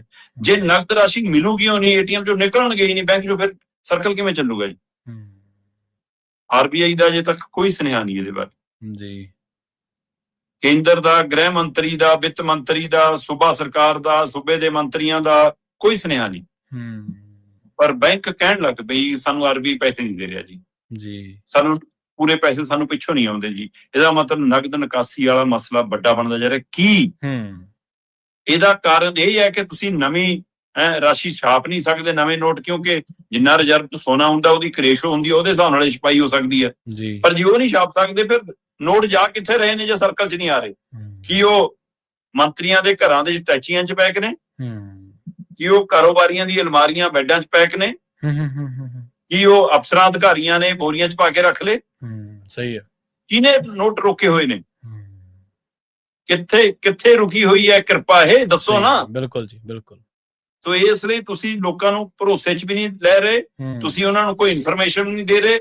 ਤੇ ਜੇ ਪੰਜਾਬ ਦੇ ਵਿੱਚ ਜਾਂ ਬਾਹਰਲੇ ਸਾਰਲੇ ਸੂਬਿਆਂ 'ਚ ਨਗਦ ਨਿਕਾਸੀ ਦੀ ਕਿੱਲਤ ਹੈ ਤੇ ਜਨਤਾ ਹਾਈਪਰ ਹੋ ਸਕਦੀ ਹੁੰਦੀ ਹੈ। ਇਹਦੇ ਨਾਲ ਇੱਕ ਪ੍ਰਦਰਸ਼ਨ ਦਾ, ਬੈਂਕਾਂ ਨੂੰ ਘੇਰਨ ਦਾ, ਏਟੀਐਮ ਨੂੰ ਤੋੜਨ ਦਾ ਇਹੀ ਜਿਹੀ ਪ੍ਰਕਿਰਿਆ ਜਦੋਂ ਸ਼ੁਰੂ ਹੋ ਜਾਵੇ ਫਿਰ ਸੰਭਾਲਣਾ ਮੁਸ਼ਕਲ ਹੋ ਜਾਂਦਾ। ਲੋਕਾਂ ਨੂੰ ਸਮਾਂ ਰਹਿੰਦਾ, ਠੀਕ ਹੈ ਤੁਸੀਂ ਅਜੇ ਮੈਟਰੋ ਸ਼ਹਿਰਾਂ ਨੂੰ ਕੰਟਰੋਲ ਕਰ ਰਹੇ ਹੋ ਤਾਂ ਕਿ ਉੱਥੋਂ ਪੜ੍ਹਿਆ ਲਿਖਿਆ ਤਬਕਾ ਨਾ ਕੋਈ ਸਵਾਲ ਖੜਾ ਕਰ ਲਵੇ, ਉੱਥੇ ਚੱਲੀ ਜਾਵੇ ਮਾੜਾ ਮੋਟਾ। ਪਰ ਤੁਸੀਂ ਪੇਂਡੂ ਖੇਤਰ ਨੂੰ, ਸਧਾਰਨ ਖੇਤਰ ਨੂੰ, ਹੈਨਾ, ਜਾਂ ਜਿਹੜਾ ਪਿਛੜਿਆ ਇਲਾਕਾ ਉਹਨਾਂ ਨੂੰ ਪਹਿਲਾਂ ਇਹ ਪਾਬੰਦੀਆਂ 'ਚ ਝੋਕ ਰਹੇ ਹੋ। ਆ ਹੁਣ ਸਿਲੰਡਰਾਂ ਵਾਲਾ ਕਿੱਲਤ ਆਈ, ਆ ਜੀ ਕਹਿੰਦੇ ਜਿਹੜੀ ਉਜਵਲ ਯੋਜਨਾ ਤਹਿਤ ਦਿੰਦੇ ਆ ਜੀ, ਹੁਣ ਅਸੀਂ 4 ਕਰ ਦਾਂਗੇ ਜੀ, 9 ਤੋਂ ਘਟਾ ਕੇ ਜੀ। ਮਤਲਬ ਉਜਵਲ ਯੋਜਨਾ ਤਹਿਤ ਕੌਣ ਲੈਂਦਾ ਜੀ? ਜਿਹੜਾ ਵਿਚਾਰਾ ਮਜ਼ਦੂਰ ਤਬਕਾ, ਗਰੀਬ ਤਬਕਾ, ਸਹੀ ਹੈ ਜੀ, ਜਿਹੜਾ ਮਤਲਬ ਉਹਦੇ ਵਿੱਚ ਨਹੀਂ ਆਉਂਦਾ ਇਨਕਮ ਟੈਕਸ ਵਾਲੀ ਰੇਸ਼ੋ 'ਚ, ਤੇ ਘਟਾਏ ਤੁਸੀਂ ਉਹਨਾਂ ਦੇ। ਸਹੀ ਹੈ।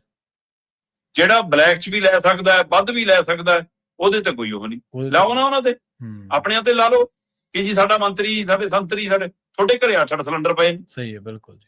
ਤੇ ਇਸ ਲਈ ਇਸੇ ਤਰ੍ਹਾਂ ਤੁਹਾਡੇ ਘਰੇ ਨਗਦ ਨੋਟ ਪਏ ਨੇ, ਜਿਹਨੂੰ ਵਿਚਾਰ ਨੂੰ 1000-2000 ਦੀ ਲੋੜ ਹੈ, 10,000 ਦੀ ਲੋੜ ਹੈ, 20,000 ਦੀ ਲੋੜ ਹੈ, ਉਹਨੂੰ ਉਹ ਵੀ ਨਹੀਂ ਮਿਲ ਰਿਹਾ। ਸੋ ਇਹ ਬਹੁਤ ਵੱਡੀ ਕਿੱਲਤ ਖੜੀ ਹੋ ਰਹੀ ਹੈ। ਔਰ ਜਿਹੜਾ ਸੰਕੇਤ ਕਈ ਆਰਥਿਕ ਮਾਹਰ, ਕਈ ਵਿਰੋਧੀ ਧਿਰਾਂ ਦੇ ਲੀਡਰ ਦੇ ਰਹੇ ਨੇ ਕਿ ਦੇਸ਼ ਦੇ ਵਿੱਚ ਵੱਡਾ ਆਰਥਿਕ ਸੰਕਟ ਆ ਰਿਹਾ ਹੈ, ਉਹਦਾ ਵੀ ਇੱਕ ਸੰਕੇਤ ਹੈ। ਜੀ ਬਿਲਕੁਲ। ਤੇ ਅਗਲੀ ਗੱਲ ਕਰੀਏ ਸ਼ਰਮਾ ਜੀ, ਕਾਕਰੋਚ ਕਹਿੰਦੇ ਪੰਜਾਬ ਪਹੁੰਚ ਰਹੇ ਨੇ ਜੀ। ਹਾਂਜੀ, ਅੱਜ ਸਾਡੇ 13 ਤਰੀਕ ਚੜ੍ਹ ਗਈ, 13 ਜੂਨ, ਤੇ ਅੱਜ ਕਾਕਰੋਚਾਂ ਨੇ ਤੈਅ ਕੀਤਾ ਹੋਇਆ, ਕਾਕਰੋਚ ਜਨਤਾ ਪਾਰਟੀ ਨੇ, ਕਿ ਅਸੀਂ ਪੰਜਾਬ 'ਚ ਪ੍ਰਦਰਸ਼ਨ ਕਰਾਂਗੇ। ਠੀਕ ਹੈ।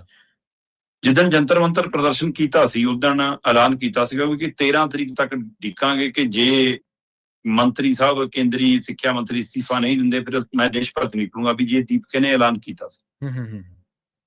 ਪਰ 13 ਤਰੀਕ ਤਾਂ ਢੀਕੀ ਹੋਣੀ ਜਨਾਬ ਨੇ। 11 ਤਰੀਕ ਨੂੰ ਪੁਣੇ 'ਚ ਸੀ ਪ੍ਰਦਰਸ਼ਨ ਜੀ, 12 ਤਰੀਕ ਨੂੰ ਲਖਨਊ 'ਚ ਸੀ ਪ੍ਰਦਰਸ਼ਨ, 13 ਤਰੀਕ ਨੂੰ ਅੱਜ ਸ਼ਾਮ ਨੂੰ 4 ਵਜੇ ਅੰਮ੍ਰਿਤਸਰ ਗੇਟ ਦੇ ਉੱਤੇ ਪ੍ਰਦਰਸ਼ਨ ਹੈ। ਤੇ ਇਹਦਾ ਮਤਲਬ ਜਿਹੜੀ ਇੰਨੀ ਤੇਜ਼ੀ ਫੜੀ ਹੈ ਤੇ ਜਿਹੜੇ ਸ਼ੰਕੇ ਸ਼ੋਭੇ ਖੜੇ ਨੇ ਕਿ ਭਾਈ ਤੈਨੂੰ ਗੇਟ ਤੋਂ ਹੀ ਜਿਹੀ ਜੀ VIP ਸਿਕਿਉਰਿਟੀ ਮਿਲਦੀ ਹੈ ਦਿੱਲੀ ਪੁਲਿਸ ਦੀ, ਜਿਹੀ ਜੀ ਤੁਹਾਨੂੰ ਮਨਜ਼ੂਰੀ ਮਿਲਦੀ ਹੈ ਜੰਤਰ ਮੰਤਰ ਦੀ, ਫਿਰ ਤੁਹਾਨੂੰ 2 ਘੰਟਿਆਂ 'ਚ ਗਰਮੀ ਲੱਗਣ ਲੱਗ ਜਾਂਦੀ ਹੈ, ਤੁਹਾਨੂੰ AC ਕਾਰ ਦਾ ਪ੍ਰਬੰਧ ਮਿਲਦਾ ਹੈ ਨਾ, ਫਿਰ ਤੁਹਾਨੂੰ ਮੰਮੀ ਚੇਤੇ ਆ ਜਾਂਦੀ, ਤੁਸੀਂ ਮੰਮੀ ਕੋਲ ਨੂੰ ਜਾਂਦੇ ਹੋ, ਫਿਰ ਤੁਹਾਨੂੰ ਮਤਲਬ ਕਿ ਤੈਅ ਸਮੇਂ ਤੋਂ ਪਹਿਲਾਂ ਹੀ ਪ੍ਰਦਰਸ਼ਨ ਕਰਨ ਦੇ ਲਈ ਮੌਕਾ ਮਿਲ ਜਾਂਦਾ ਤੇ ਤੁਸੀਂ ਚੱਲ ਪੂਨੇ, ਚੱਲ ਲਖਨਊ, ਚੱਲ ਅੰਮ੍ਰਿਤਸਰ, ਤੇ ਇਹ ਤੋਂ ਅੱਗੇ ਫਿਰ ਹੋਰ। ਇਹਦਾ ਮਤਲਬ ਕਿੱਥੋਂ ਨੇ ਜੀ ਸਾਧਨ ਸੰਪੰਨ ਸਾਰੇ? ਕੌਣ ਕਰਾ ਕੇ ਦੇ ਰਿਹਾ ਸਾਰੇ ਪ੍ਰਬੰਧ? ਬਿਲਕੁਲ। ਅਜੇ ਤੁਹਾਡੇ ਕੋਲ ਕੋਈ ਸੰਗਠਨ ਨਹੀਂ, ਕੋਈ ਢਾਂਚਾ ਨਹੀਂ, ਤੁਸੀਂ ਤਾਂ ਇੱਕ ਚੀਫ ਜਸਟਿਸ ਸਾਹਿਬ ਦੀ ਟਿੱਪਣੀ ਤੋਂ ਬਾਅਦ ਤੰਜ ਰੂਪ 'ਚ, ਵਿਅੰਗ ਰੂਪ 'ਚ ਇੱਕ ਪੇਜ ਬਣਾਇਆ ਸੀ, ਸੋਸ਼ਲ ਮੀਡੀਆ ਤੇ ਇੱਕ ਅਕਾਊਂਟ ਬਣਾਇਆ ਸੀ। ਸਹੀ ਹੈ। ਉਹ ਉਸ ਤੋਂ ਬਾਅਦ ਤੁਹਾਨੂੰ ਅਚਾਨਕ ਪਾਰਟੀ ਕਿਵੇਂ ਲੱਗਣ ਲੱਗ ਪਈ, ਕਿਵੇਂ ਲੱਗਣ ਲੱਗ ਪਿਆ ਕਿ ਸ਼ਾਇਦ ਅਸੀਂ ਬਦਲ ਬਣ ਸਕਦੇ ਹਾਂ? ਮੈਂ ਕਹਿੰਦਾ ਯੂਥ ਆਵੇ ਜੀ, ਯੂਥ ਦੇਸ਼ ਦੀ ਅਗਵਾਈ ਕਰੇ, ਹੈ ਨਾ, ਚੇਤਨ ਹੋ ਕੇ ਆਵੇ, ਹੈ, ਮਤਲਬ ਜੋਸ਼ ਤੇ ਸਮਝ ਇਕੱਠੀਆਂ ਹੋਣ, ਹੈ। ਪਰ ਜਿਹੜੇ ਤਰੀਕੇਕਾਰ ਨਾਲ ਤੁਸੀਂ ਆ ਰਹੇ ਹੋ, ਲੋਕ ਤੁਹਾਡੇ 'ਚੋਂ ਅੰਨਾ ਹਜ਼ਾਰੇ ਕਿਉਂ ਦੇਖ ਰਹੇ? ਸਹੀ ਹੈ। ਲੋਕ ਇਹ ਕਿਉਂ ਅੰਦਾਜ਼ਾ ਲਾਉਣ ਦੀ ਕੋਸ਼ਿਸ਼ ਕਰ ਰਹੇ ਕਿ ਇੰਨਾ ਸਾਰਾ ਕੁਝ ਪ੍ਰਬੰਧ, ਢਾਂਚਾ, ਪੈਸਾ ਜਾਂਦਾ? ਦੱਸੋ ਸਾਨੂੰ ਪੈਸਾ ਕਿੱਥੋਂ ਆ ਰਿਹਾ ਜੀ? ਦਿਓ ਹਿਸਾਬ। ਤੇ ਇਹ ਸਾਰਾ ਮੈਨੇਜਮੈਂਟ ਕਿਵੇਂ ਹੋ ਰਹੀ ਹੈ ਜੀ? ਸਾਰਾ ਕੌਣ ਕਰਕੇ ਦੇ ਰਿਹਾ ਜੀ? ਸੋ ਇਸ ਲਈ ਇਹਦੇ ਉੱਤੇ ਬਹੁਤ ਸ਼ੰਕੇ ਸ਼ੁਬੇ ਪੈਦਾ ਹੋ ਰਹੇ ਨੇ ਅਜੇ ਵੀ ਕਿ ਕਾਕਰੋਚ ਦੇ ਪਿੱਛੇ ਕੋਈ ਇਹਨਾਂ ਦਾ ਪਾਲਣਹਾਰਾ ਤਾਂ ਨਹੀਂ, ਕੋਈ ਤਾਰਨਹਾਰਾ ਤਾਂ ਨਹੀਂ। ਸੋ ਇਸ ਲਈ ਇਹ ਦੇਖਣ ਵਾਲੀ ਹੋਏਗੀ, ਇਹਦੇ ਤੇ ਨਜ਼ਰ ਰੱਖਣ ਦੀ ਵੀ ਲੋੜ ਪਏਗੀ। ਤੇ ਇਸ ਲਈ ਬਾਚਾ ਵੀ ਜਾ ਰਿਹਾ ਅੱਜ ਪੰਜਾਬ ਦੇ ਵਿੱਚ ਆ ਕੇ, ਉਹ ਕਹਿੰਦੇ ਜੀ ਅਸੀਂ ਤਾਂ ਉਹੀ ਕੋਸ਼ਿਸ਼ ਹੈ ਕਿ ਅਸੀਂ ਅਸਤੀਫਾ ਮੰਗਣਾ ਜੀ ਉਹਦਾ, ਸਿੱਖਿਆ ਮੰਤਰੀ ਦਾ ਜੀ। ਸੋ ਦੇਖਦੇ ਹਾਂ ਜੀ ਕਿੰਨਾ ਇਕੱਠ ਹੁੰਦਾ ਹੈ, ਬਾਹਰਲੇ ਸੂਬਿਆਂ ਤੋਂ ਕਿੰਨੇ ਕਾਕਰੋਚ ਆਉਂਦੇ ਨੇ, ਪੰਜਾਬ ਵਾਲੇ ਕਿੰਨੇ ਕੁ ਜਾਂਦੇ ਨੇ, ਮੀਡੀਆ ਕਿਵੇਂ ਲੈਂਦਾ, ਸਰਕਾਰ ਉਹਨੂੰ ਕਿਵੇਂ ਲੈਂਦੀ ਹੈ, ਦੇਖਦੇ ਹਾਂ ਜੀ। ਬਿਲਕੁਲ। ਨਾਲੇ ਦੂਜੀ ਗੱਲ ਇਹ ਵੀ ਹੈ ਸ਼ਰਮਾ ਜੀ, ਸ਼ੰਕੇ ਉਦੋਂ ਵੀ ਗੂੜੇ ਹੋ ਜਾਂਦੇ ਜਦੋਂ ਮੰਨ ਲਓ ਵਿਰੋਧੀ ਧਿਰਾਂ ਨੂੰ ਤਾਂ ਬਾਹਰ ਨਿਕਲਣ ਦੀ ਵੀ ਇਜਾਜ਼ਤ ਨਾ ਹੋਵੇ। ਧਰਨੇ ਪ੍ਰਦਰਸ਼ਨ ਕਰਨੇ ਤਾਂ ਬਹੁਤ ਦੂਰ ਦੀ ਗੱਲ ਹੈ, ਦੇਸ਼ ਦੇ ਵਿੱਚ ਵਿਰੋਧੀ ਧਿਰਾਂ ਵੀ ਤਾਂ ਹੈਗੀਆਂ ਨੇ ਨਾ, ਉਹਨਾਂ ਦੇ ਨਾਲ ਦੀ ਨਾਲ ਰੇਡਾਂ ਸ਼ੁਰੂ ਹੋ ਜਾਂਦੀਆਂ ਨੇ। ਬੇਰੁਜ਼ਗਾਰਾਂ ਨੂੰ ਧਰਨੇ ਪ੍ਰਦਰਸ਼ਨ ਕਰਨ ਦੀ ਇਜਾਜ਼ਤ ਨਹੀਂ ਗੀ। ਇਹੀ ਪੰਜਾਬ ਦੇ ਵਿੱਚ ਆ ਰਿਹਾ, ਇਹੀ ਪੰਜਾਬ ਪੁਲਿਸ ਨੇ ਪਟਿਆਲੇ ਦੇ ਵਿੱਚ ਕੀ ਕੁਛ ਕੀਤਾ, ਆਪਾਂ ਉਹਦੇ ਤੇ ਚਰਚਾ ਕੀਤੀ ਹੈ। ਤੇ ਇਹਨੂੰ ਫੈਸਿਲਿਟੇਟ ਕੀਤਾ ਜਾ ਰਿਹਾ। ਹਾਂਜੀ, ਇਸ ਬੰਦੇ ਨੂੰ ਇਹੀ ਦੇਖਣਾ ਹੋਊਗਾ ਕਿ ਅੱਜ ਉੱਥੇ ਉਹ ਡਾਂਗ ਫੇਰਨ ਵਾਲੇ, ਹੁੱਜਾ ਮਾਰਨ ਵਾਲੇ ਡੀਐਸਪੀ ਸਾਹਿਬ ਜਾਣਗੇ? ਅੱਜ ਉਹ ਟੈਂਟ ਫਾੜਨ ਵਾਲਾ ਐਸਐਚਓ ਜਾਊਗਾ ਉੱਥੇ? ਜੀ ਸਹੀ ਹੈ। ਅੱਜ ਦੇਖਦੇ ਹਾਂ ਬੀਬੀ ਜਾਊਗੀ ਜਿਹੜੀ ਕਹਿੰਦੀ ਉਹ ਪੀਲੇ ਪਰਨੇ ਵਾਲੇ ਨੂੰ ਚੱਕ ਕੇ ਲਿਆਓ, ਉਹੀ ਜਿਹੇ ਅਫਸਰ ਜਾਣਗੇ ਉੱਥੇ। ਬਿਲਕੁਲ ਜੀ। ਜਾਂਦੇ ਜਾਂਦੇ ਗੱਲ ਕਰੀਏ ਸ਼ਰਮਾ ਜੀ ਕੌਮਾਂਤਰੀ ਵਰਤਾਰੇ ਦੀ, ਜੰਗ ਕਹਿੰਦੇ ਮੰਨ ਲਿਆ ਜਾਵੇ ਵੀ ਹੁਣ ਮੁੱਕ ਗਿਆ। ਪ੍ਰਵੀਨ ਜੀ ਕਿਵੇਂ ਮੰਨ ਲਈਏ? ਟਰੰਪ ਦੇ ਉੱਤੇ ਯਕੀਨ ਕਰ ਲਈਏ ਜੀ? 5 ਘੰਟੇ ਪਹਿਲਾਂ ਆਪਣੇ ਸੋਸ਼ਲ ਮੀਡੀਆ ਤੇ ਪਾਉਂਦਾ ਕਿ ਅੱਜ ਰਾਤ ਦਾ ਦਿਨ ਹੈ ਇਰਾਨ ਦੇ ਲਈ, ਬਸ ਅੱਜ ਰਾਤ ਦੇ ਵਿੱਚ ਸੁਪੜਾ ਸਾਫ਼ ਕਰ ਦਾਂਗੇ। 5 ਘੰਟੇ ਆਉਂਦਾ ਕਹਿੰਦਾ ਬਸ ਆਪਣੀ ਤਾਂ ਗੱਲ ਨੇੜੇ ਲੱਗ ਗਈ, ਬਸ ਦਸਤਖਤ ਕਰਨ ਜਾਣਾ। ਆਪਣਾ ਉਪ ਰਾਸ਼ਟਰਪਤੀ ਚੱਲਿਆ, ਤਿਆਰ ਹੋ ਗਈ ਡੀਲ। ਤੇ ਉਹ ਕਹਿੰਦੇ ਕਿਹੜੀ ਡੀਲ? ਡੀਲ ਤਾਂ ਆਹੀ ਹੋਈ ਹੈ ਕਿ ਹਾਰਮੋਨ ਦਾ ਕੰਟਰੋਲ ਸਾਡੇ ਕੋਲ ਰਹੂਗਾ, ਸਾਡੇ ਪੁਰਾਣੇ ਬਕਾਇਆ ਤੁਸੀਂ ਅਦਾ ਕਰੋਗੇ, ਹੈ ਨਾ। ਤੇ ਇਸ ਤਰੀਕੇ ਕਰਨ ਨਾਲ ਤੁਸੀਂ ਕਹਿੰਦੇ ਕੱਲਾ ਸੀਜ਼ ਫਾਇਰ ਨਹੀਂ ਹੋਊਗਾ, ਪੂਰਨ ਤੌਰ ਤੇ ਜੰਗ ਖਤਮ ਹੋਊਗੀ। ਉਹਨਾਂ ਨੇ ਇਹ ਸ਼ਰਤਾਂ ਆਪਣੇ ਇਰਾਨ ਨੇ ਆਪਣੇ ਮੀਡੀਆ 'ਚ ਜਨਤਕ ਕਰਤੀਆਂ। ਫਿਰ ਟਰੰਪ ਕਹਿੰਦੇ ਵੀ ਇਹ ਸ਼ਰਤਾਂ ਹੀ ਨਹੀਂ ਸੀਗੀਆਂ, ਕੰਟਰੋਲ ਤਾਂ ਅਸੀਂ ਲੈਣਾ ਤੇਲ ਦਾ ਕੰਟਰੋਲ ਤਾਂ ਸਾਡੇ ਕੋਲ ਰਹੂਗਾ, ਤੁਸੀਂ ਪਰਮਾਣੂ ਦੀ ਕੋਈ ਕਾਰਵਾਈ ਨਹੀਂ ਕਰੋਗੇ। ਇਸ ਤਰੀਕੇ ਕਰਨ ਨਾਲ ਜਦੋਂ ਅਜੇ ਵੀ ਦੁਵਿਧਾਵਾਂ ਖੜੀਆਂ ਨੇ ਤੇ ਟਰੰਪ ਪਲ ਬਦਲ ਜਾਂਦੇ ਨੇ, ਹੈ ਨਾ। ਕਦੇ ਕਹਿੰਦੇ ਬਸ ਆਪਣੇ ਹੀ ਮੀਡੀਆ ਨੂੰ, ਪੱਤਰਕਾਰਾਂ ਨੂੰ ਵਾਈਟ ਹਾਊਸ ਬੁਲਾ ਕੇ ਕਹਿੰਦੇ ਨੇ ਕਿ ਹੋ ਗਿਆ ਸਮਝੌਤਾ, ਹੋ ਗਿਆ ਸਾਡਾ, ਜੰਗ ਖਤਮ ਹੋਣ, ਬਸ ਫਾਈਨਲ ਦਸਤਖਤ। ਇਸ ਲਈ ਯਕੀਨ ਨਹੀਂ ਹੋ ਰਿਹਾ। ਬੇਸ਼ੱਕ ਉਹਨਾਂ ਦੇ ਬੋਲਾਂ ਤੋਂ ਬਾਅਦ ਤੁਰੰਤ ਸ਼ੇਅਰ ਮਾਰਕੀਟ 'ਚ, ਭਾਰਤ 'ਚ ਵੀ ਉਛਾਲ ਆਇਆ, ਕੱਚੇ ਤੇਲ ਦੀਆਂ ਕੀਮਤਾਂ ਵੀ $100 ਪ੍ਰਤੀ ਬੈਰਲ ਤੋਂ ਥੱਲੇ ਆ ਕੇ 90 ਦੇ ਗੇਟ 'ਚ ਆ ਗਈਆਂ, ਹੈ ਨਾ। ਜੇ ਜੰਗ ਖਤਮ ਹੋ ਜਾਵੇ ਤਾਂ ਬਹੁਤ ਉਮੀਦ ਹੈ, ਤੇ ਖਤਮ ਹੋਣੀ ਚਾਹੀਦੀ ਹੈ। ਪਰ ਕਰਾਉਣ ਲਈ ਕੌਣ ਪਹਿਲਕਦਮੀ ਕਰੂਗਾ? ਟਰੰਪ ਦੇ ਉੱਤੇ ਹੀ ਹੈ। ਨੇਤਨਯਾਹੂ ਤੇ ਟਰੰਪ ਦੇ ਆਪਸ ਦੇ ਵਿੱਚ 36 ਦਾ ਅੰਕੜਾ ਬਣਿਆ ਹੋਇਆ। ਸਹੀ ਹੈ। ਤੇ ਨੇਤਨਯਾਹੂ ਕਹਿੰਦਾ ਜਦ ਤੱਕ ਮੈਂ PM ਹੈ ਉੱਥੇ ਦਾ, ਤਦ ਤੱਕ ਤਾਂ ਮੈਂ ਨਹੀਂ ਇਜ਼ਰਾਈਲ ਦੇ ਫੈਸਲਿਆਂ ਨੂੰ ਕਿਸੇ ਹੋਰ ਤੋਂ ਲੈਣ ਦਿੰਦਾ। ਫਿਰ ਜੇ ਉਹਨੇ ਕਰਨਾ ਫੈਸਲਾ, ਫਿਰ ਲਿਬਨਾਨ ਦਾ ਕੀ ਬਣਨਾ? ਸਹੀ ਹੈ। ਉਹ ਜਿਹੜੇ ਹਮਲੇ ਹੋ ਰਹੇ ਨੇ। ਸੋ ਇਸ ਲਈ ਅਜੇ ਤਣਾਅ ਖਤਮ ਨਹੀਂ ਹੋਇਆ, ਅਜੇ ਸਥਿਤੀਆਂ ਖੜੀਆਂ। ਈਰਾਨ ਕਹਿੰਦਾ ਇਹਨਾਂ ਦੇ ਡਰੋਨ ਹਮਲੇ ਕਰ ਰਹੇ ਨੇ, ਮਿਜ਼ਾਈਲਾਂ ਦਾਗ ਰਹੇ ਨੇ। ਉਹ ਕਹਿੰਦੇ ਕਿ ਇਹ ਸਾਡੇ ਟਿਕਾਣਿਆਂ ਨੂੰ ਨਿਸ਼ਾਨਾ ਬਣਾ ਰਹੇ ਨੇ। ਪਰ ਇੱਧਰ ਸਾਡੇ ਤਾਂ 3 ਭਾਰਤੀ ਚਲੇ ਗਏ। ਬਿਲਕੁਲ। ਜੇ ਇਹੀ ਕਿਸੇ ਹੋਰ ਪਾਸੇ ਹੋਇਆ ਹੁੰਦਾ ਤਾਂ ਹੁਣ ਤੱਕ ਤਾਂ ਸਾਡੀ ਦੇਸ਼ ਭਗਤੀ ਜਾਗੀ ਹੁੰਦੀ, ਅਸੀਂ ਘਰ ਮੇ ਘੁਸਕਰ ਮਾਰਨ ਚਲੇ ਗਏ ਹੁੰਦੇ। ਸਹੀ ਗੱਲ ਹੈ। ਤੇ ਹੁਣ ਸਾਹ ਵੀ ਨਹੀਂ ਨਿਕਲਦਾ ਜੀ, ਨਿੰਦਾ ਵੀ ਨਹੀਂ ਹੁੰਦੀ ਜੀ, ਨਿੰਦਾ ਮਤਾ ਵੀ ਨਹੀਂ ਪੈਂਦਾ ਜੀ। ਅਸੀਂ ਰਾਜਦੂਤ ਤਲਬ ਕਰ ਲਿਆ ਜੀ, ਦੂਜੀ ਵਾਰ ਤਲਬ ਕਰ ਲਿਆ ਜੀ ਅਮਰੀਕਾ ਦਾ ਰਾਜਦੂਤ। ਤਲਬ ਕਰਕੇ ਕੀ ਕੀਤਾ ਜੀ? ਅਸੀਂ ਰੋਸ ਜਤਾਤਾ ਜੀ ਉਹਨੂੰ, ਨੋਟ ਕਰਾਤਾ ਜੀ ਉਹਨੂੰ ਕਿ ਗਲਤ ਹੋਇਆ। ਨੋਟ ਤਾਂ ਉਹ ਕਿਹੜਾ ਖਬਰਾਂ ਨਹੀਂ ਦੇਖਦਾ, ਸਵਾਲ ਤਾਂ ਇਹੀ ਹੈ। ਹਾਂ, ਨੋਟ ਕਰਾਉਣ ਕੀ ਹੈ? ਉਹਨਾਂ ਦਾ ਕੰਮ ਹੀ ਹੈ ਦੁਨੀਆ ਭਰ ਦੇ। ਤੁਸੀਂ ਸੜਕ ਤੇ ਨਿਕਲੇ, ਤੁਸੀਂ ਕੋਈ ਮਤਾ ਪਾਇਆ, ਤੁਸੀਂ ਕੋਈ ਡੀਲ ਰੱਦ ਕੀਤੀ ਅਮਰੀਕਾ ਨਾਲ, ਤੁਸੀਂ ਅਮਰੀਕਾ ਨੂੰ ਕਿਹਾ ਕਿ ਰਿਸ਼ਤੇ ਤੋੜਦੇ ਆ, ਜਿਵੇਂ ਮਤਲਬ ਕਿ ਟਰੂਡੋ ਨੂੰ ਅੱਡੀਆਂ ਚੱਕ ਪੈਂਦੇ ਸੀ, ਜਿਵੇਂ ਪਾਕਿਸਤਾਨ ਵਾਲੇ ਮਸਲਿਆਂ ਤੇ ਅਸੀਂ ਬੋਲਦੇ ਹਾਂ। ਹੁਣ ਕਿਉਂ ਨਹੀਂ? ਇਹ ਵੀ ਤਾਂ ਦੁਸ਼ਮਣੀ ਕੱਢ ਰਿਹਾ। ਤੇ ਟਰੰਪ ਕੀ ਕਹਿ ਰਿਹਾ ਕਿ ਜੀ ਭਾਰਤੀ ਜਹਾਜ਼ਾਂ ਨੂੰ ਮੈਂ ਬਚਾ ਰਿਹਾ, ਈਰਾਨ ਹਮਲੇ ਕਰ ਰਿਹਾ। ਅੱਛਾ, ਵਾਹ, ਕਮਾਲ ਜੀ। ਸੋ ਇਸ ਲਈ ਇਹ ਖੇਡਾ ਵੱਡਾ ਜਨਾਬ। ਸਾਡੇ ਵਾਲੇ ਤਾਂ ਨਹੀਂ ਬੋਲਣਗੇ ਇਸ ਮਸਲੇ ਤੇ, ਪਰ ਮੀਡੀਆ ਵੀ ਨਹੀਂ ਬੋਲਦਾ, ਸਾਡਾ ਤਾਂ ਮੀਡੀਆ ਵੀ ਇਸ ਮਸਲੇ ਤੇ ਚੁੱਪ ਹੈ। ਪਰ ਟਰੰਪ ਦੇ ਉੱਤੇ ਤਾਂ ਦੁਨੀਆ ਭਰ ਦੀ ਨਜ਼ਰ ਹੈ ਕਿ ਕਦੇ ਇਹਨੂੰ ਸਮੱਤ ਆਵੇ ਤੇ ਕੋਈ ਇਹ ਸਹੀ ਫੈਸਲਾ ਕਰਕੇ ਜੰਗ ਚੋਂ ਬਾਹਰ ਨਿਕਲੇ, ਕਿਉਂਕਿ ਬੇਸ਼ੱਕ 3 ਦੇਸ਼ਾਂ 4 ਦੇਸ਼ਾਂ ਦੇ ਵਿਚਾਲੇ ਇਹ ਜੰਗ ਹੈ, ਪਰ ਪੂਰੀ ਦੁਨੀਆ ਪ੍ਰਭਾਵਿਤ ਹੈ। ਜੀ ਬਿਲਕੁਲ, ਕੋਈ ਸ਼ੱਕ ਨਹੀਂ ਹੈ ਸ਼ਰਮਾ ਜੀ। ਪਰ ਤੁਸੀਂ ਦੇਖੋ ਵੀ ਜਦੋਂ ਕੋਈ ਮਸਲਾ ਪਾਕਿਸਤਾਨ ਦੇ ਨਾਲ ਹੈ, ਜਦੋਂ ਕੋਈ ਮਸਲਾ ਸ਼੍ਰੀਲੰਕਾ ਦੇ ਨਾਲ ਹੈ ਤੇ ਕੈਨੇਡਾ ਦੇ ਨਾਲ ਹੈ, ਉਦੋਂ ਭਗਤਾਂ ਦਾ ਤੇ ਮੀਡੀਆ ਦਾ ਝੁਕਾਅ ਦੇਖੋ ਤੇ ਉਦੋਂ ਉਹਨਾਂ ਦੇ ਜੋਸ਼ ਦੇਖਿਆ ਕਰੋ ਕੀ ਹੈ। ਜਦੋਂ ਕੋਈ ਮਸਲਾ ਚੀਨ ਜਾਂ ਅਮਰੀਕਾ ਨਾਲ ਹੈ, ਫਿਰ ਦੇਖੋ ਤੁਸੀਂ ਫਿਰ ਸੌਫਟ ਕਾਰਨਰ ਵਾਲੇ ਪਾਸੇ ਹੋ ਜਾਂਦੇ ਆ, ਅਸੀਂ ਜੀ ਤਲਬ ਕਰ ਲਿਆ, ਅਸੀਂ ਜੀ ਆਹ ਕਰ ਲਿਆ, ਫਲਾਂ ਕਰ ਲਿਆ। ਬਹੁਤ ਧੰਨਵਾਦ ਸ਼ਰਮਾ ਜੀ ਤੁਹਾਡਾ ਇਹਨਾਂ ਖਾਸ ਖਬਰਾਂ ਤੇ ਖਾਸ ਜਾਣਕਾਰੀਆਂ ਦੇ ਲਈ ਜੀ। ਸਤਿ ਸ੍ਰੀ ਅਕਾਲ ਜੀ।